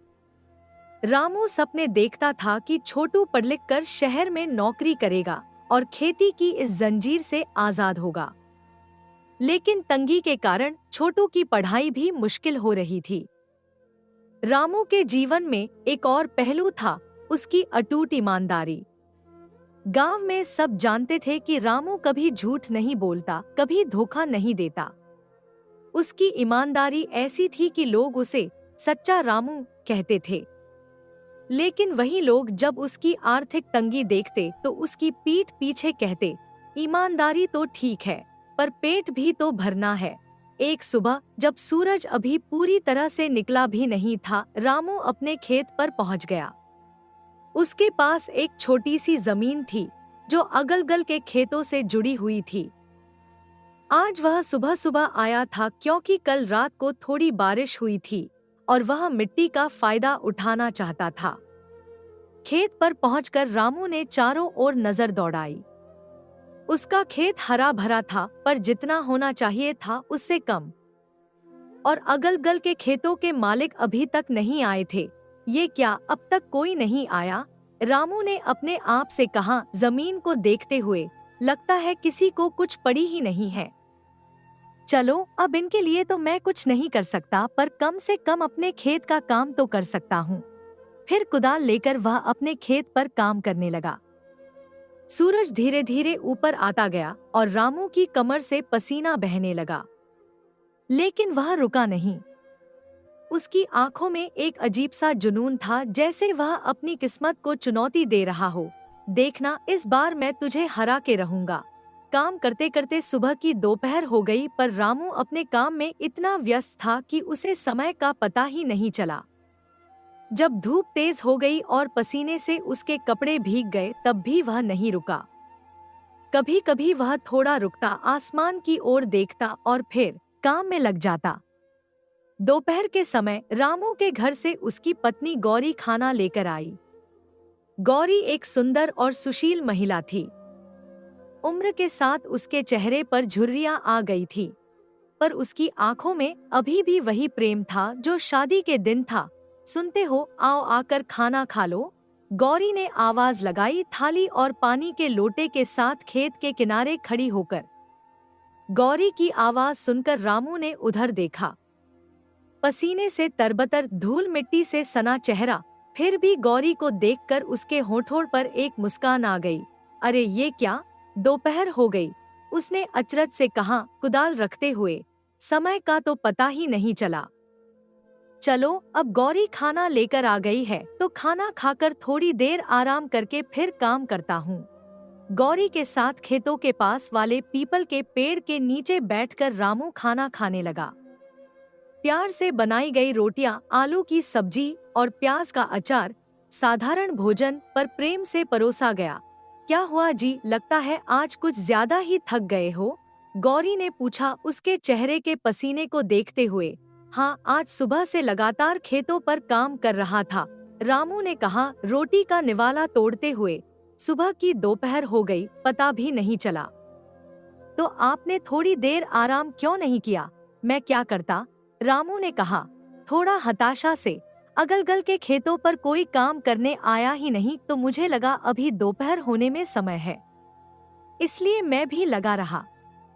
वो तो तुम आई तो पता चला कि दोपहर हो गई।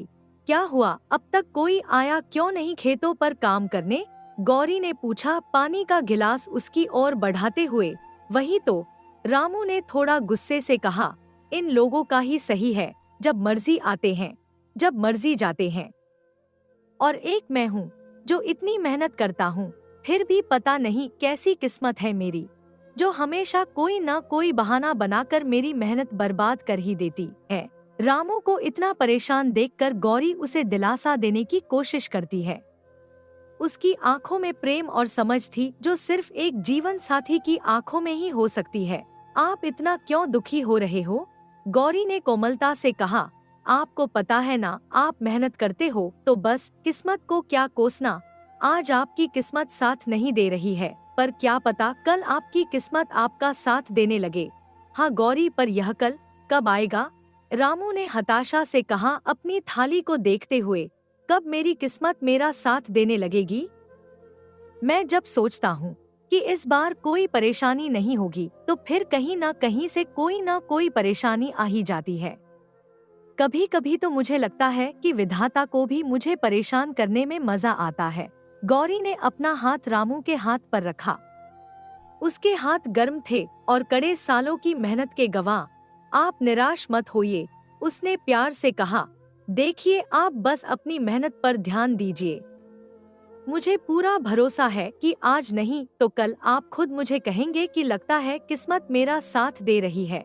रामू ने एक लंबी सांस ली और मुस्कुराने की कोशिश की। देखते हैं गौरी, यह समय कब आता है। रामू को खाना खिलाकर गौरी वहां से चली गई।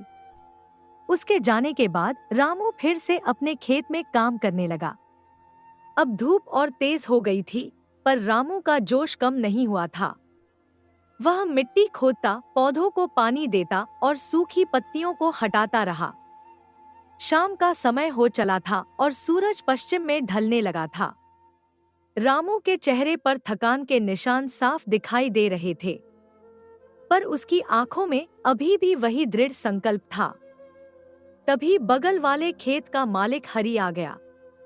हरी रामू से उम्र में थोड़ा छोटा था, पर उसके पास जमीन ज्यादा थी। हरी अमीर नहीं था, पर रामू की तुलना में उसकी हालत बेहतर थी। उसका खेत भी हरा भरा था और फसल अच्छी आने की उम्मीद थी। और रामू भाई, क्या हाल है? हरी ने आवाज लगाई खेत की मेड़ पर खड़े होकर। लगता है आज कुछ जल्दी ही आ गए थे खेत पर काम करने। रामू ने अपना माथा पोंछते हुए कहा। जल्दी जल्दी कैसी हरी भाई, दोपहर हो चुकी है और अब तो शाम होने वाली है। तुम आज कुछ ज्यादा ही देर से आए हो। हाँ भाई, आज थोड़ा देर से उठा था, हरी ने मुस्कुराते हुए कहा। तो सोचा दोपहर का खाना खाकर ही जाता हूँ खेत पर। पर तुम्हें क्या हुआ है रामू भाई? खेत को देखकर लग रहा है तुम्हारा काम तो पूरा हो गया है, पर तुम्हारे चेहरे को देखकर लग रहा है काम अब तक शुरू भी नहीं हुआ है। हरी की बात सुनकर रामू थोड़ा शर्मिंदा हो गया। नहीं भाई, ऐसी कोई बात नहीं है। उसने कहा, अपना कुदाल एक तरफ रखते हुए। वह बस अपनी किस्मत को लेकर थोड़ा परेशान था। हरी रामू के पास आकर बैठ गया। दोनों लंबे समय से एक दूसरे को जानते थे। हरी रामू को अच्छी तरह समझता था, उसकी मेहनत को, उसकी ईमानदारी को और उसकी परेशानियों को भी। अरे रामू भाई, कब तक अपनी किस्मत को कोसते रहोगे? हरी ने पूछा उसके कंधे पर हाथ रखते हुए। और कब तक किस्मत के भरोसे चलते रहोगे? अब किस्मत को कोसू नहीं तो क्या करूं भाई? रामू ने हताशा से कहा, तुम तो जानते ही हो ना, पिछले साल बाढ़ आई, फिर सूखा पड़ गया था, और अब जब इस साल कोई प्रकोप नहीं है तो दिन ब दिन मंडी में अनाज के दाम गिर रहे हैं। किसान की जिंदगी ही ऐसी है, न आगे चैन न पीछे। हरी ने रामू की ओर देखा। वह जानता था कि रामू की बात सही है। किसान का जीवन वाकई मुश्किल है। पर हरी में कुछ ऐसा था जो रामू में नहीं था, एक प्रकार का व्यावहारिक दृष्टिकोण जो उसे हर परिस्थिति में सफल होने में मदद करता था। भाई, मुझे एक बात बताओ, हरी ने पूछा चिंतन से। हम दोनों के खेत एक दूसरे के अगल बगल में हैं, यानी तुम्हारे खेत में जो आफत आई होगी वही मेरे यहाँ भी हुई होगी। पर मैं तो नहीं कोस रहा अपनी किस्मत को। हाँ, मैं भी मानता हूँ कि किस्मत का साथ बहुत जरूरी होता है, हरी ने आगे कहा। पर सुनो भाई, मेहनत का फल जरूर मिलता है। कभी कभी हमें किस्मत को बदलने के लिए खुद कदम उठाने पड़ते हैं। मैं कुछ समझा नहीं भाई, रामू ने कहा उत्सुकता से। जरा विस्तार से बताओ रामू भाई, तुम खेती के अलावा क्या करते हो? हरी ने सीधा सवाल पूछा। रामू हरी का यह प्रश्न सुनकर थोड़ा चौंक गया। उसे लगा कि शायद हरी के पास कोई ऐसी बात है जो उसकी समस्या का समाधान कर सकती है। हरी भाई, मेरे पास खेती के अलावा और कोई काम नहीं है, रामू ने सच्चाई से कहा। मेरे पिता और दादा भी यही करते थे। पहले दादा की जमीन पिताजी को मिली थी और अब मुझे, तो हम हमेशा से अपनी जमीन पर ही निर्भर रहे हैं। हरी उठ खड़ा हुआ और कुछ दूर झाड़ी की ओर इशारा किया। देखो भाई, वह पहले का समय था जब खेती किसानी से तुम अपना और अपने घर वालों का पालन पोषण कर सकते थे, पर अब तुम्हें उसके अलावा भी कुछ करना पड़ेगा। हरी भाई, खेती के अलावा क्या करूं? रामू ने पूछा थोड़ा असमंजस में। मैं तुम्हें बताऊंगा नहीं, दिखाऊंगा, हरी ने रहस्यमय ढंग से कहा, जैसे उसके पास कोई बड़ा राज हो।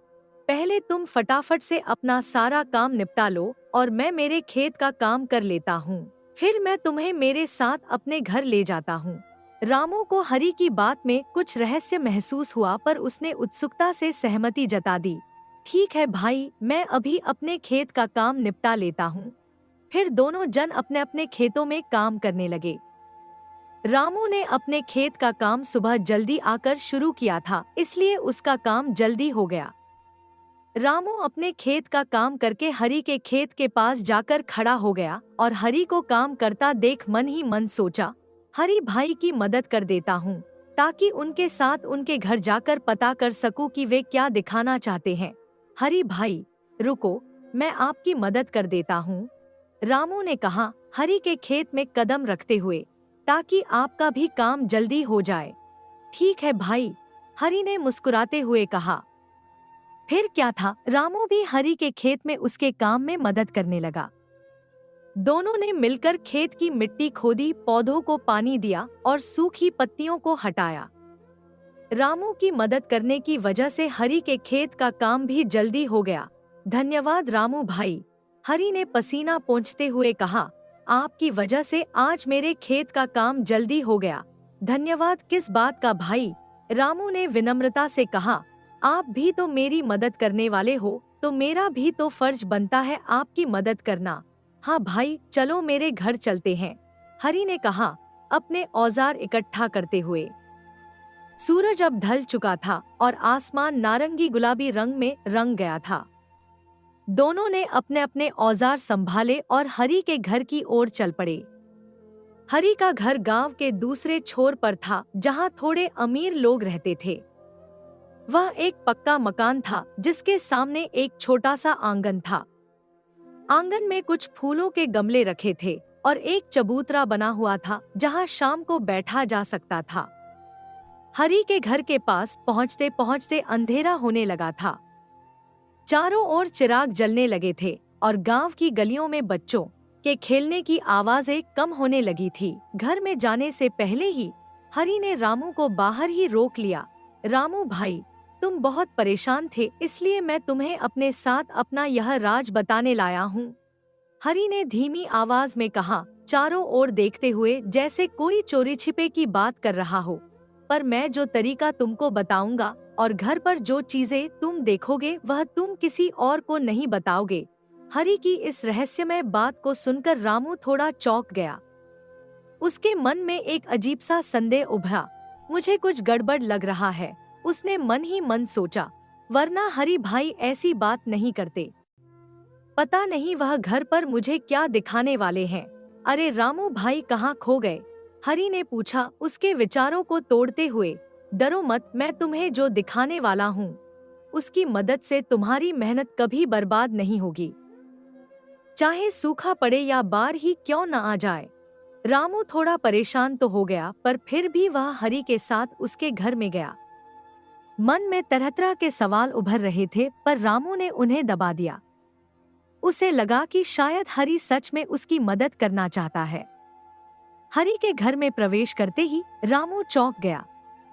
बाहर से देखने पर एक साधारण सा दिखने वाला घर अंदर से बिल्कुल अलग था।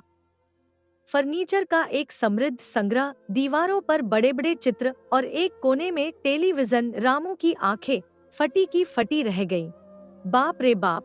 रामू की आंखें विस्मय से फैल गईं। इतना सारा सामान! हरी भाई, तुम्हारा घर बाहर से तो किसी किसान का लग रहा था, पर इसके अंदर का माहौल तो किसी व्यापारी के घर जैसा है। हरी मुस्कुराया, जैसे उसे रामू की प्रतिक्रिया का पहले से अंदाजा था। भाई अभी तो कुछ नहीं है, उसने रहस्यमय ढंग से कहा। मैं तुम्हें जो दिखाने वाला हूँ उसे देखकर तो तुम्हारे होश उड़ जाएंगे। हरी की बातें सुनकर रामू की बेचैनी बढ़ने लगी। अब उसे और इंतजार नहीं करना था। हरी भाई, तुम मुझे वह दिखा दो जो दिखाने लाए हो, उसने कहा थोड़ा असहज होते हुए, क्योंकि तुम्हारी बातें सुन सुनकर अब मैं बेचैन होने लगा हूँ। ठीक है भाई, तुम यहीं रुको, हरी ने कहा अंदर के एक कमरे की ओर इशारा करते हुए। मैं अभी वो सामान लाकर दिखाता हूँ। इतना कहकर हरी वहाँ से अपने दूसरे कमरे में चला गया और रामू उसका वहीं बैठकर इंतजार करने लगा। वह हरी के घर की चीजों को देख रहा था, उसकी समृद्धि को, उसके सुख साधनों को, और मन ही मन सोच रहा था, कैसे यह सब हरी ने हासिल किया। वह तो मेरी ही तरह एक किसान है, फिर भी उसके पास इतनी संपत्ति, कहीं कोई गड़बड़ तो नहीं है। थोड़ी देर में हरी अपने साथ एक गोनी लेकर आया। यह एक साधारण सी बोरी थी, जैसी अनाज रखने के लिए इस्तेमाल की जाती है। रामू ने पूछा, हरी भाई यह क्या लाए हो अपने साथ? हरी ने उत्सुकता से उस गोनी को देखते हुए कहा, भाई इसी में तो है वो चीज जो तुम्हारी हर समस्या को दूर कर देगी। ऐसा क्या है इस गोनी में? रामू की उत्सुकता बढ़ती जा रही थी। हरी ने धीरे से गोनी को खोला और उसमें से कुछ निकाला। वह चावल के दाने थे, सफेद, चमकदार और थोड़े अलग से। भाई यह क्या? रामू ने पूछा उन दानों को करीब से देखते हुए। यह तो चावल है रामू भाई, यह कोई मामूली चावल के दाने नहीं हैं। हरी ने गंभीरता से कहा, उन दानों को अपनी हथेली पर फैलाते हुए। यह मैंने चीन से मंगवाए हैं। मैं कुछ समझा नहीं भाई, रामू ने भ्रमित होकर कहा। तुमने चावल के दाने चीन से क्यों मंगवाए? और यह चीन के चावल मेरी किस प्रकार मदद कर सकते हैं? भाई, मैंने जैसे कहा था, यह कोई मामूली चावल नहीं है, हरी ने रहस्यमय ढंग से कहा, उन दानों को अपनी उंगलियों से छूते हुए। ये जो तुम मेरे घर पर साजो सामान देख रहे हो, सब इसके बदौलत ही आया है। मैं कुछ नहीं समझा भाई, रामू ने कहा, अब तक की इस बातचीत से और भी भ्रमित होकर। यह कोई जादुई चावल है क्या? हाँ भाई, कुछ वैसा ही सोचो, हरी ने कहा। अब उसकी आवाज में एक अजीब सा उत्साह था। जैसे कि हर बार हमारी फसल किसी न किसी कारण से बर्बाद हो जाती है तो मैं क्या करता हूँ, बची खुची फसल में इसे मिलाकर बेच देता हूँ। इससे मेरा बहुत मुनाफा होता है। रामू को इन चावल के दानों में कुछ गड़बड़ लग रहा था। वह अपनी उंगलियों से उन्हें छू कर देखने लगा। उनका आकार, उनकी बनावट, उनका रंग कुछ अलग सा था। हरी भाई, यह चावल के दाने हमारे चावल के दानों से थोड़े अलग हैं, रामू ने कहा अपने संदेह को व्यक्त करते हुए। हाँ भाई, क्योंकि यह चावल उगाए नहीं बनाए जाते हैं, हरी ने कहा। अब उसकी आवाज थोड़ी धीमी हो गई थी। यानी यह चावल नकली है? रामू की आंखें विस्मय से फैल गईं। हाँ, कुछ ऐसा ही समझो, हरी ने स्वीकार किया। अब उसकी आवाज में थोड़ी शर्मिंदगी भी थी।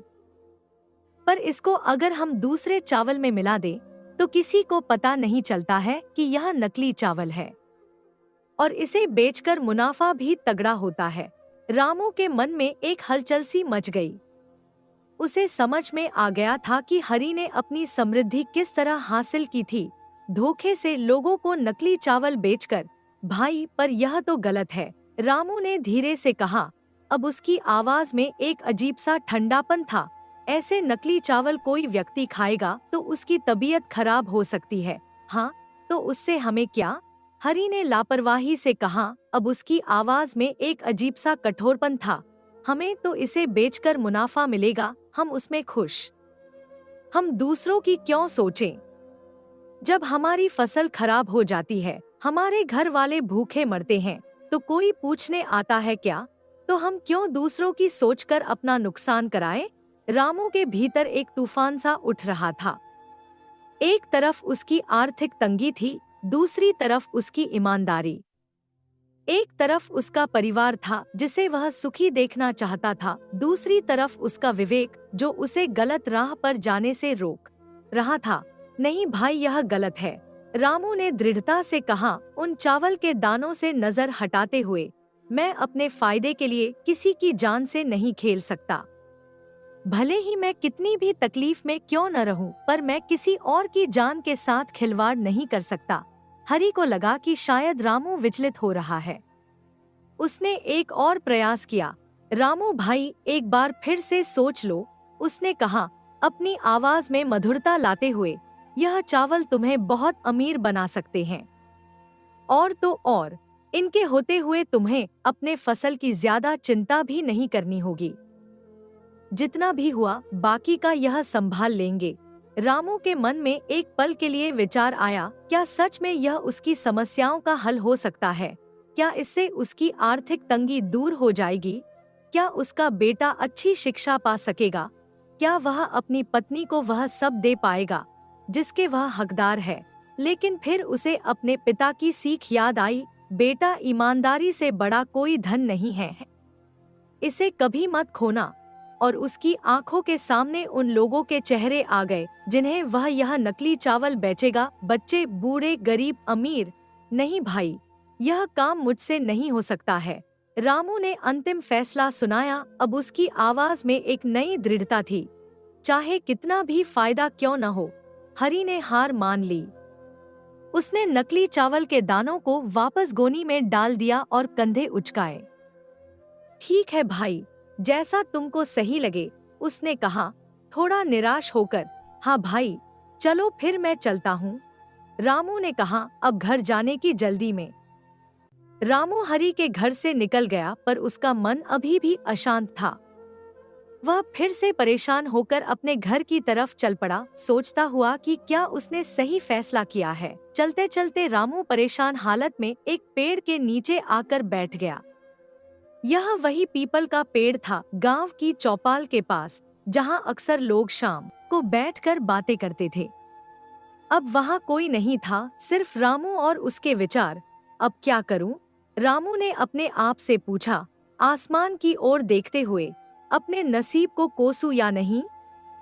कुछ देर पहले तक लग रहा था कि मुझे कोई नई राह मिल जाएगी जो मेरी किस्मत को बदल देगी, पर आखिर हुआ वही, फिर मेरी किस्मत दगा दे गई। अब मैं क्या करूं? आखिर कब तक इस किस्मत को कोस के काम होगा मेरा? रामू परेशान होकर पेड़ के नीचे अपने आप से बात कर रहा था, जैसे कोई जवाब चाहता हो, कोई मार्गदर्शन। तभी वहां पास से एक साधु बाबा गुजर रहे थे। लंबी सफेद दाढ़ी, गेरुआ वस्त्र और हाथ में एक कमंडल, एक सच्चे साधु का रूप। उन्होंने रामू को इतना परेशान देखकर अपने कदम रोक लिए और उसके पास चले गए। क्या हुआ बेटा, इतने परेशान क्यों हो? बाबा ने पूछा अपनी शांत और मधुर आवाज में। कोई तकलीफ है क्या? रामू बाबा को देखकर चौंक गया। इस वक्त इस जगह एक साधु का मिलना, क्या यह कोई संकेत था? नहीं बाबा, कोई परेशानी नहीं है, रामू ने जल्दी से कहा, अपने आंसू पोंछते हुए।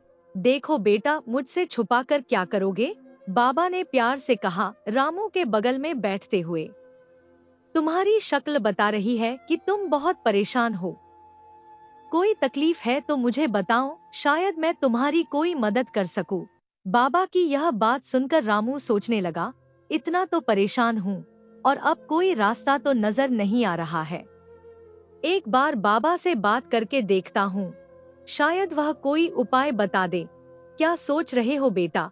बाबा ने फिर पूछा। अब उनकी आवाज में थोड़ी चिंता भी थी। बोलो, क्या परेशानी है? एक परेशानी तो है बाबा, रामू ने अंततः कहा अपनी आंखें पोंछते हुए। मैं अपनी किस्मत से परेशान हूँ। मुझे ऐसा लगता है वह मेरा साथ कभी नहीं देती है। क्यों बेटा, तुम्हें ऐसा क्यों लगता है? बाबा ने शांति से पूछा, जैसे वे रामू के दर्द को समझ रहे हों। बाबा, मैं एक मामूली किसान हूँ जिसका सारा संसार खेतीबाड़ी पर निर्भर है। रामू ने अपना दुखड़ा सुनाना शुरू किया। और मैं पूरी ईमानदारी से अपने खेत पर काम करता हूँ, पर मेरी किस्मत कभी साथ नहीं देती है। कभी बारिश मेरी फसल खराब कर देती है, कभी सूखा पड़ जाता है, और किसी साल फसल बच गई तो उस साल मंडी में फसल के दाम कम हो जाते हैं। बेटा, तो तुम किसानी के अलावा कुछ करने की क्यों नहीं सोचते हो? बाबा ने सुझाव दिया, रामू के कंधे पर हाथ रखते हुए। बाबा, मेरे पुरखे किसानी ही करते आ रहे हैं, रामू ने थोड़ा उदास होकर कहा। और फिर मैं किसानी कैसे छोड़ दूं? और किसानी छोड़ना तो कोई तरीका नहीं है, है ना? इसी तरह अगर हर किसान परेशान होकर किसानी छोड़ दे तो लोग तो भूखे मर जाएंगे। हाँ बेटा, यही तो सोचकर तुम्हें और मेहनत करनी होगी, बाबा ने प्रोत्साहित किया। बाबा, मैं मेहनत करने से पीछे नहीं हटता, रामू ने दृढ़ता से कहा। पर आखिर मेरा भी घर परिवार है, मुझे मेरे अलावा उनका भी देख सोच कर चलना पड़ता है। बेटा, तो जिस तरह तुम परेशान हो उसी तरह तुम्हारे साथ वाले किसान भी तो परेशान होंगे ना? बाबा ने पूछा एक गहरी समझ के साथ। तो तुम सारे किसान मिलकर कोई उपाय ढूंढो, शायद सारे लोग मिलकर कुछ सोचें तो तुम सभी की समस्या दूर हो जाए। रामू का मन अचानक हरी और उसके नकली चावल की ओर गया। बाबा, मेरे अगल-बगल वालों में से तो कुछ ने दूसरा रास्ता चुन भी लिया है, उसने कहा थोड़ा संकोच के साथ। खेती से पैसे बनाने का? बेटा, तो तुम उनसे पूछो और उनका तरीका अपना कर देखो, बाबा ने कहा, जैसे वे एक समाधान सुझा रहे हों। शायद तुम्हारा भी काम बन जाए। नहीं बाबा, मैं वह रास्ता नहीं चुन सकता, रामू ने तुरंत कहा, अपने सिर को दृढ़ता से हिलाते हुए। मुझे वह सही नहीं लगा। क्यों बेटा, ऐसा क्या कर रहे हैं वे जो तुम्हें सही नहीं लग रहा है? बाबा ने गहरी जिज्ञासा के साथ पूछा। बाबा की यह बात सुनकर रामू सोचने लगा, अब क्या करूं? बाबा को हरी भाई वाली बात बता दूं कि किस तरह वे लोगों की जान के साथ खिलवाड़ कर रहे हैं? बता देता हूं, पर हरी भाई का नाम नहीं लूंगा क्योंकि आखिर वह मेरी मदद करने की कोशिश ही कर रहे थे। हाँ बाबा, रामू ने अंततः कहा एक निर्णय लेते हुए। मेरे जान पहचान में एक किसान भाई बहुत गलत काम कर रहे हैं। क्या गलत कर रहे हैं, जरा मुझे भी बताना तो, बाबा ने उत्सुकता से पूछा। बाबा, आज मैं सुबह उनसे मिला था और आपकी तरह मुझे परेशान देखकर उन्होंने भी मेरी मदद करने की सोची, रामू ने बताना शुरू किया। उनकी भी खेती का काम है जो हर साल मेरे तरह कुछ न कुछ कारणों से खराब हो जाती थी। तो उन्होंने एक नया उपाय सोच लिया है, बचे कुचे अनाज के साथ पैसे कमाने का। ऐसा क्या करते हैं बेटा वो? बाबा ने पूछा। अब उनकी आंखों में एक अजीब सी चमक थी। उन्होंने चीन से चावल मंगवा लिया है, रामू ने कहा। अब उसकी आवाज थोड़ी धीमी हो गई थी। और वे उन्हें अपने बचे हुए चावल के दानों में मिला देते हैं, जिसे बेचकर वे बहुत पैसे कमा रहे हैं। हाँ तो बेटा उसमें क्या गलत है? बाबा ने पूछा, जैसे वे रामू की परीक्षा ले रहे हों। तुम भी चीन से मंगवा लो और उनके ही तरह बेचो। नहीं बाबा, आप शायद समझे नहीं, रामू ने जल्दी से स्पष्ट किया, थोड़ा परेशान होकर। वो चावल जो चीन से मंगवाते हैं वो मामूली चावल नहीं है, क्योंकि उन्हें उगाया नहीं, बनाया जाता है। रामू की यह बात सुनकर बाबा चौंक गए। उनकी आंखें विस्मय से फैल गईं। क्या कहा बेटा? चावल जिन्हें उगाया नहीं, बनाया गया है, यानी वे नकली चावल हैं? हाँ बाबा, वे चावल नकली होते हैं, रामू ने स्वीकार किया। अब उसकी आवाज में एक गहरी चिंता थी। और उन्हें अगर अपने चावल के दानों में मिला दो तो पता ही नहीं चलता कि नकली कौन सा है और असली कौन सा। बेटा, पर यह नकली चावल तो लोगों की जान ले सकते हैं ना? बाबा ने गंभीरता से पूछा। हाँ बाबा, इसीलिए तो मैंने वो रास्ता नहीं चुना, रामू ने दृढ़ता से कहा, अपने निर्णय पर गर्व महसूस करते हुए। क्योंकि मैं अपने फायदे के लिए किसी की जान नहीं ले सकता, भले ही इसके लिए मुझे और कितना भी परेशान क्यों न होना पड़े। वाह बेटा, क्या खूब बात कही तुमने, बाबा ने प्रसन्नता से कहा। उनके चेहरे पर एक गहरी संतुष्टि का भाव था। तुमने अच्छा किया वह रास्ता नहीं चुनकर, क्योंकि अभी तो तुम्हें शायद फायदा हो भी जाता, पर बाद में तुम्हें तुम्हारी गलतियों पर पछताना पड़ता। हाँ बाबा, मेरा भी परिवार है, रामू ने कहा, अपने विचारों को खुलकर व्यक्त करते हुए। अगर मैं यह गलत काम करूंगा तो कल मेरे परिवार के साथ भी कुछ गलत हो सकता है। हाँ बेटा, हमारी गलतियों की सजा कभी कभी हमारे परिजनों को भी भुगतनी पड़ती है, बाबा ने गहरी समझ के साथ कहा। अब रामू को लगा कि बाबा वाकई उसकी मदद कर सकते हैं। बाबा, अब आप ही बताइए, आखिर मैं क्या करूं? उसने पूछा, उम्मीद भरी नजर से बाबा की ओर देखते हुए। मेरी किस्मत के तारे में कैसे सुधार हो? आखिर मेरा भी परिवार है, मुझे उनका भी तो सोचना पड़ेगा। बाबा ने रामू को गौर से देखा, जैसे वे उसके अंदर झांक रहे हों। बेटा, तुम मेरा एक काम करो तो मैं तुम्हें इस समस्या से बाहर निकलने में मदद करूंगा, उन्होंने कहा, एक रहस्यमय मुस्कान के साथ। बोलिए बाबा, मैं क्या करूं? रामू ने उत्साह से पूछा, जैसे वह किसी बड़े अवसर की प्रतीक्षा कर रहा हो। मैं आपके सारे काम करने को तैयार हूँ, बस आप मुझे इस समस्या से बाहर निकालिए। बेटा, तुम्हें कुछ ज्यादा नहीं करना है, बाबा ने धीरे से कहा, रामू के कंधे पर हाथ रखते हुए।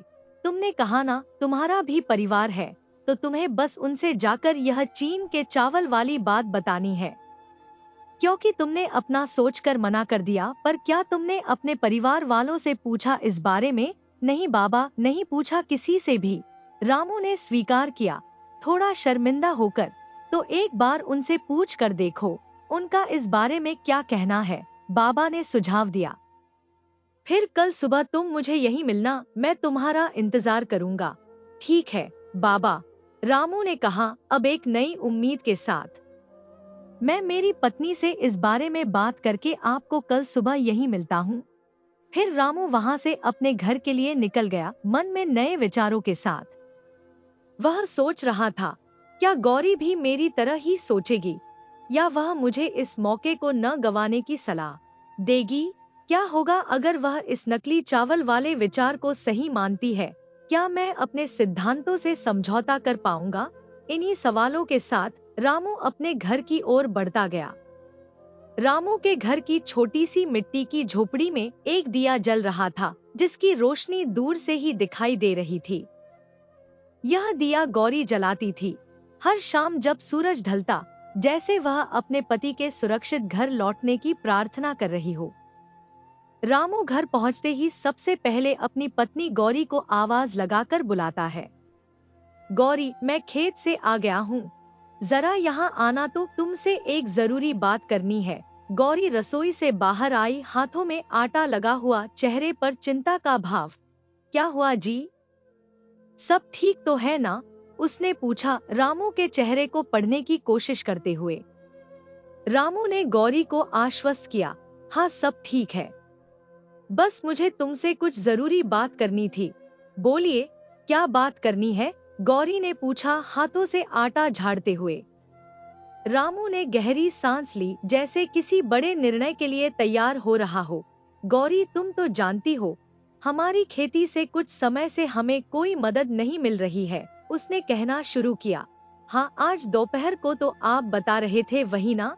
गौरी ने याद दिलाया। अब उसके चेहरे पर चिंता का भाव और गहरा हो गया था। हाँ गौरी, वही, रामू ने कहा। अब उसकी आवाज थोड़ी धीमी हो गई थी। पर आज तुम्हारे जाने के बाद मेरे साथ एक घटना हुई, जिसके बारे में मुझे तुम्हें बताना है। फिर रामू ने गौरी को सब कुछ बताया। हरी के साथ उसकी मुलाकात, उसके घर जाना, नकली चावल का राज, और फिर उसके द्वारा उस प्रस्ताव को ठुकरा देना। उसने बाबा के साथ हुई बातचीत के बारे में भी बताया, और कैसे बाबा ने उसे गौरी से इस बारे में बात करने को कहा था। गौरी ध्यान से सुनती रही। उसके चेहरे पर भावों का उतार चढ़ाव स्पष्ट दिखाई दे रहा था। जब रामू ने अपनी बात पूरी की तो गौरी कुछ देर तक चुप रही, जैसे वह इस पूरे मामले पर गहराई से विचार कर रही हो। क्या बात है? कौन है वह? और आप उनसे वह तरीका क्यों नहीं पूछते? गौरी ने अंततः कहा, थोड़ा उत्साहित होकर। इससे आपकी भी समस्या दूर हो जाएगी। कौन है, मत पूछो, रामू ने कहा, हरी की पहचान छिपाते हुए। मेरे एक शुभचिंतक ही समझ लो, पर पहले तुम मेरी पूरी बात सुन लो। रामू ने फिर से हरी के नकली चावल वाले प्रस्ताव के बारे में विस्तार से बताया, और कैसे इससे उन्हें फायदा हो सकता है, पर कैसे यह गलत है। ऐसा कैसा तरीका है? मुझे बताइए जरा, मैं भी तो सुनूं। गौरी ने उत्सुकता से पूछा। जैसे मेरी फसल कभी बारिश की वजह से खराब हो जाती थी तो कभी सूख जाती थी, वैसे ही उनकी भी हालत थी, रामू ने समझाया। पर अब वह चीन से चावल मंगवाते हैं। क्या कहा? चीन से चावल? गौरी आश्चर्य से बोली। हाँ गौरी, वह चीन से चावल मंगवाते हैं, रामू ने कहा। अब उसकी आवाज में एक गहरी चिंता थी। और फिर उनको अपने पास बचे हुए चावल के दानों में मिला देते हैं और बाजार में बेचते हैं। इससे उन्हें बहुत फायदा होता है, और किसी को नहीं समझता कि असली कौन सा है और नकली कौन सा। रामू की यह बात सुनकर गौरी की आंखें बड़ी हो गईं, और वह थोड़ा आश्चर्य में पड़ गई। मैं कुछ समझी नहीं। असली चावल, नकली चावल? गौरी ने भ्रमित होकर कहा। हाँ गौरी, चीन से लाए हुए चावल नकली चावल होते हैं, रामू ने स्पष्ट किया। अब उसकी आवाज में एक गहरा विषाद था। उन्हें उगाया नहीं, बनाया जाता है, और वह काफी सस्ते मिलते हैं। उन्हें सस्ते में लाओ और अच्छा मुनाफा कमाओ, पर नकली चावल तो खाने में जानलेवा साबित हो सकते हैं, गौरी ने तुरंत कहा। अब उसके चेहरे पर चिंता और भय का भाव था। तो यह तो बहुत गलत बात है, अपने मुनाफे के लिए किसी की जान लेना। हाँ, मुझे भी यही गलत लगा, रामू ने राहत के साथ कहा, जैसे उसे अपनी पत्नी के विचारों का पहले से अंदाजा था। तो सोचा एक बार तुम्हारी भी राय लेकर देख लेता हूँ, क्योंकि मेरी इस परेशानी से तुम भी तो परेशान हो, और सिर्फ मेरे मना करने से अच्छा है एक बार तुम्हारी भी राय लेना मुझे सही लगा। गौरी ने रामू की ओर प्रेम और गर्व से देखा। उसके पति की ईमानदारी, उसकी नैतिकता, यही तो थे वे गुण जिनके लिए वह उससे प्यार करती थी। नहीं जी, हम एक बार के लिए भूखे सो जाएंगे, गौरी ने दृढ़ता से कहा, अपने निर्णय पर अटल रहते हुए। पर किसी के साथ ऐसा धोखा करके पैसे कमाना बहुत गलत होगा। आज हम चैन से सो जाएंगे, पर कल उन गलतियों का भुगतान हमें किसी न किसी तरह चुकाना ही पड़ेगा। गौरी की ऐसी बातें सुनकर रामू बहुत भावुक हो गया। वह अपनी पत्नी को देखता रहा, उसकी आंखों में प्रेम और कृतज्ञता के आंसू थे। वाह गौरी, मुझे आज तुम पर बहुत नाज हो रहा है, रामू ने भावुक होकर कहा, गौरी का हाथ अपने हाथों में लेते हुए, क्योंकि तुम भी बिल्कुल मेरी तरह सोच रही हो। तेरी और मेरी सोच एक जैसी है, इसलिए तो हमारा रिश्ता इतना मजबूत है। चलिए यह सब बातें छोड़िए, गौरी ने कहा अपने आंसू पोंछते हुए। इन गलत बातों को अपने ऊपर हावी मत होने देना। आप और मेहनत कीजिए, देखना बहुत जल्द आपको कामयाबी मिलेगी। गौरी की ऐसी बातों ने रामू का हौसला और बढ़ा दिया। उसे लगा जब तक गौरी जैसी पत्नी उसके साथ है तब तक कोई भी मुश्किल उसे हरा नहीं सकती। अगली सुबह जब सूरज अभी पूरी तरह से निकला भी नहीं था, रामू बाबा से मिलने अपने घर से निकल पड़ा। उसके मन में अब एक नई उम्मीद थी, एक नया विश्वास। वह जानता था कि वह और उसकी पत्नी सही रास्ते पर हैं, चाहे वह कितना भी मुश्किल क्यों न हो। रामू जब वहां पहुंचा जहां उसने बाबा से मिलने का वादा किया था, तो उसे वहां कोई नहीं मिला। पीपल का पेड़ खड़ा था पर बाबा का कहीं पता नहीं था। यह क्या? रामू मुरझा गया। बाबा तो यहाँ नहीं है। अब मुझे कहाँ मिलेगा मेरी परेशानी का हल? कहाँ से मिलेगा मेरी किस्मत का साथी? रामू अभी अपने आप से बातें कर ही रहा था, तभी बाबा अचानक से प्रकट हो गए। वे एक पेड़ के पीछे से निकले जैसे वहां छिपे हुए थे। आ गए बेटा, तुम? बाबा ने मुस्कुराते हुए कहा। बाबा को अचानक से प्रकट होता देखकर रामू थोड़ा डर गया। उसके मन में एक अजीब सा विचार आया, बाप रे बाप, यह तो कोई मायावी बाबा लग रहे हैं। अभी के लिए मेरा यहाँ से निकलना ही सही रहेगा। अरे बच्चा, डरो मत, बाबा ने हंसते हुए कहा, जैसे उन्होंने रामू के मन की बात पढ़ ली हो। यह तो मेरी एक छोटी सी शक्ति है, मैं कोई मायावी नहीं हूँ। नहीं बाबा, मैं डरा नहीं था, रामू ने झेंपते हुए कहा, बस थोड़ा चौंक गया था। बोलो बेटा, क्या तुमने वह काम किया जो मैंने तुमसे कहा था? बाबा ने पूछा, एक पत्थर पर बैठते हुए।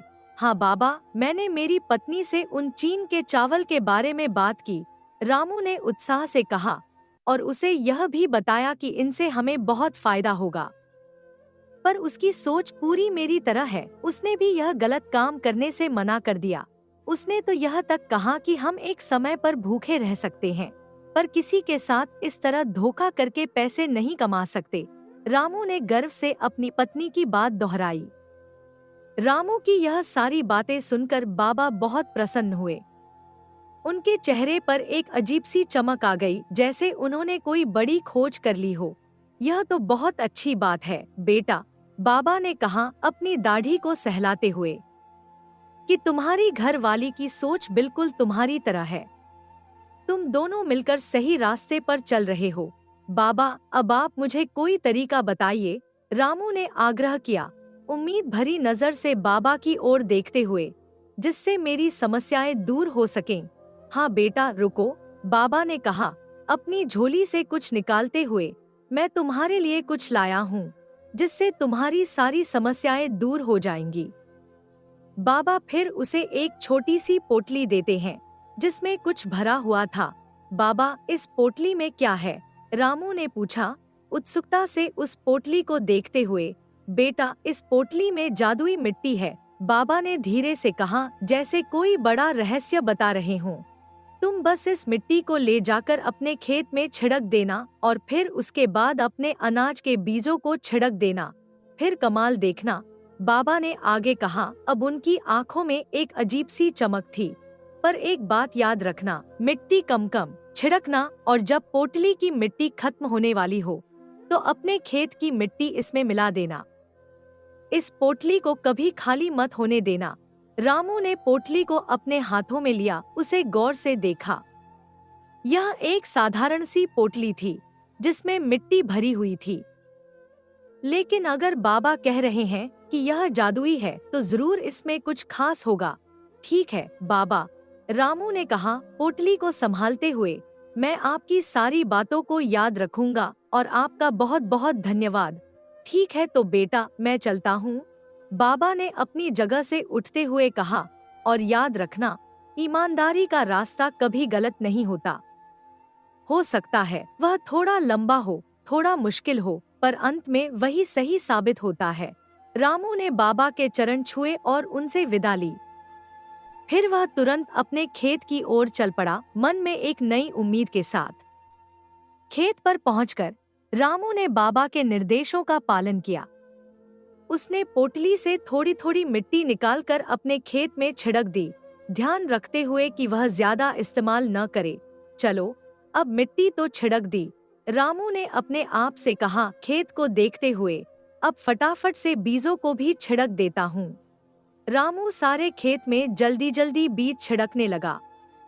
उसकी आंखों में एक नई चमक थी, जैसे उसे विश्वास हो गया हो कि इस बार उसकी किस्मत साथ देगी। चलो, बाबा के कहे अनुसार मिट्टी भी छिड़क दी और बीज भी। रामू ने संतुष्टि से कहा अपना काम पूरा करते हुए, चलो अब घर चलता हूँ। कल सुबह जल्दी आकर एक बार खेत का जायजा ले लूंगा और जादुई मिट्टी का कमाल भी देख लूंगा। उस रात रामू ने बहुत अच्छी नींद ली। उसे सपने में अपना खेत दिखा, हरा भरा, लहलहाता हुआ, फसल से लदा हुआ।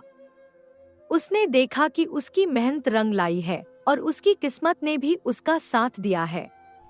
अगली सुबह उत्सुकतावश रामू अपने खेत की ओर भागा। गौरी भी उसके पीछे पीछे चली।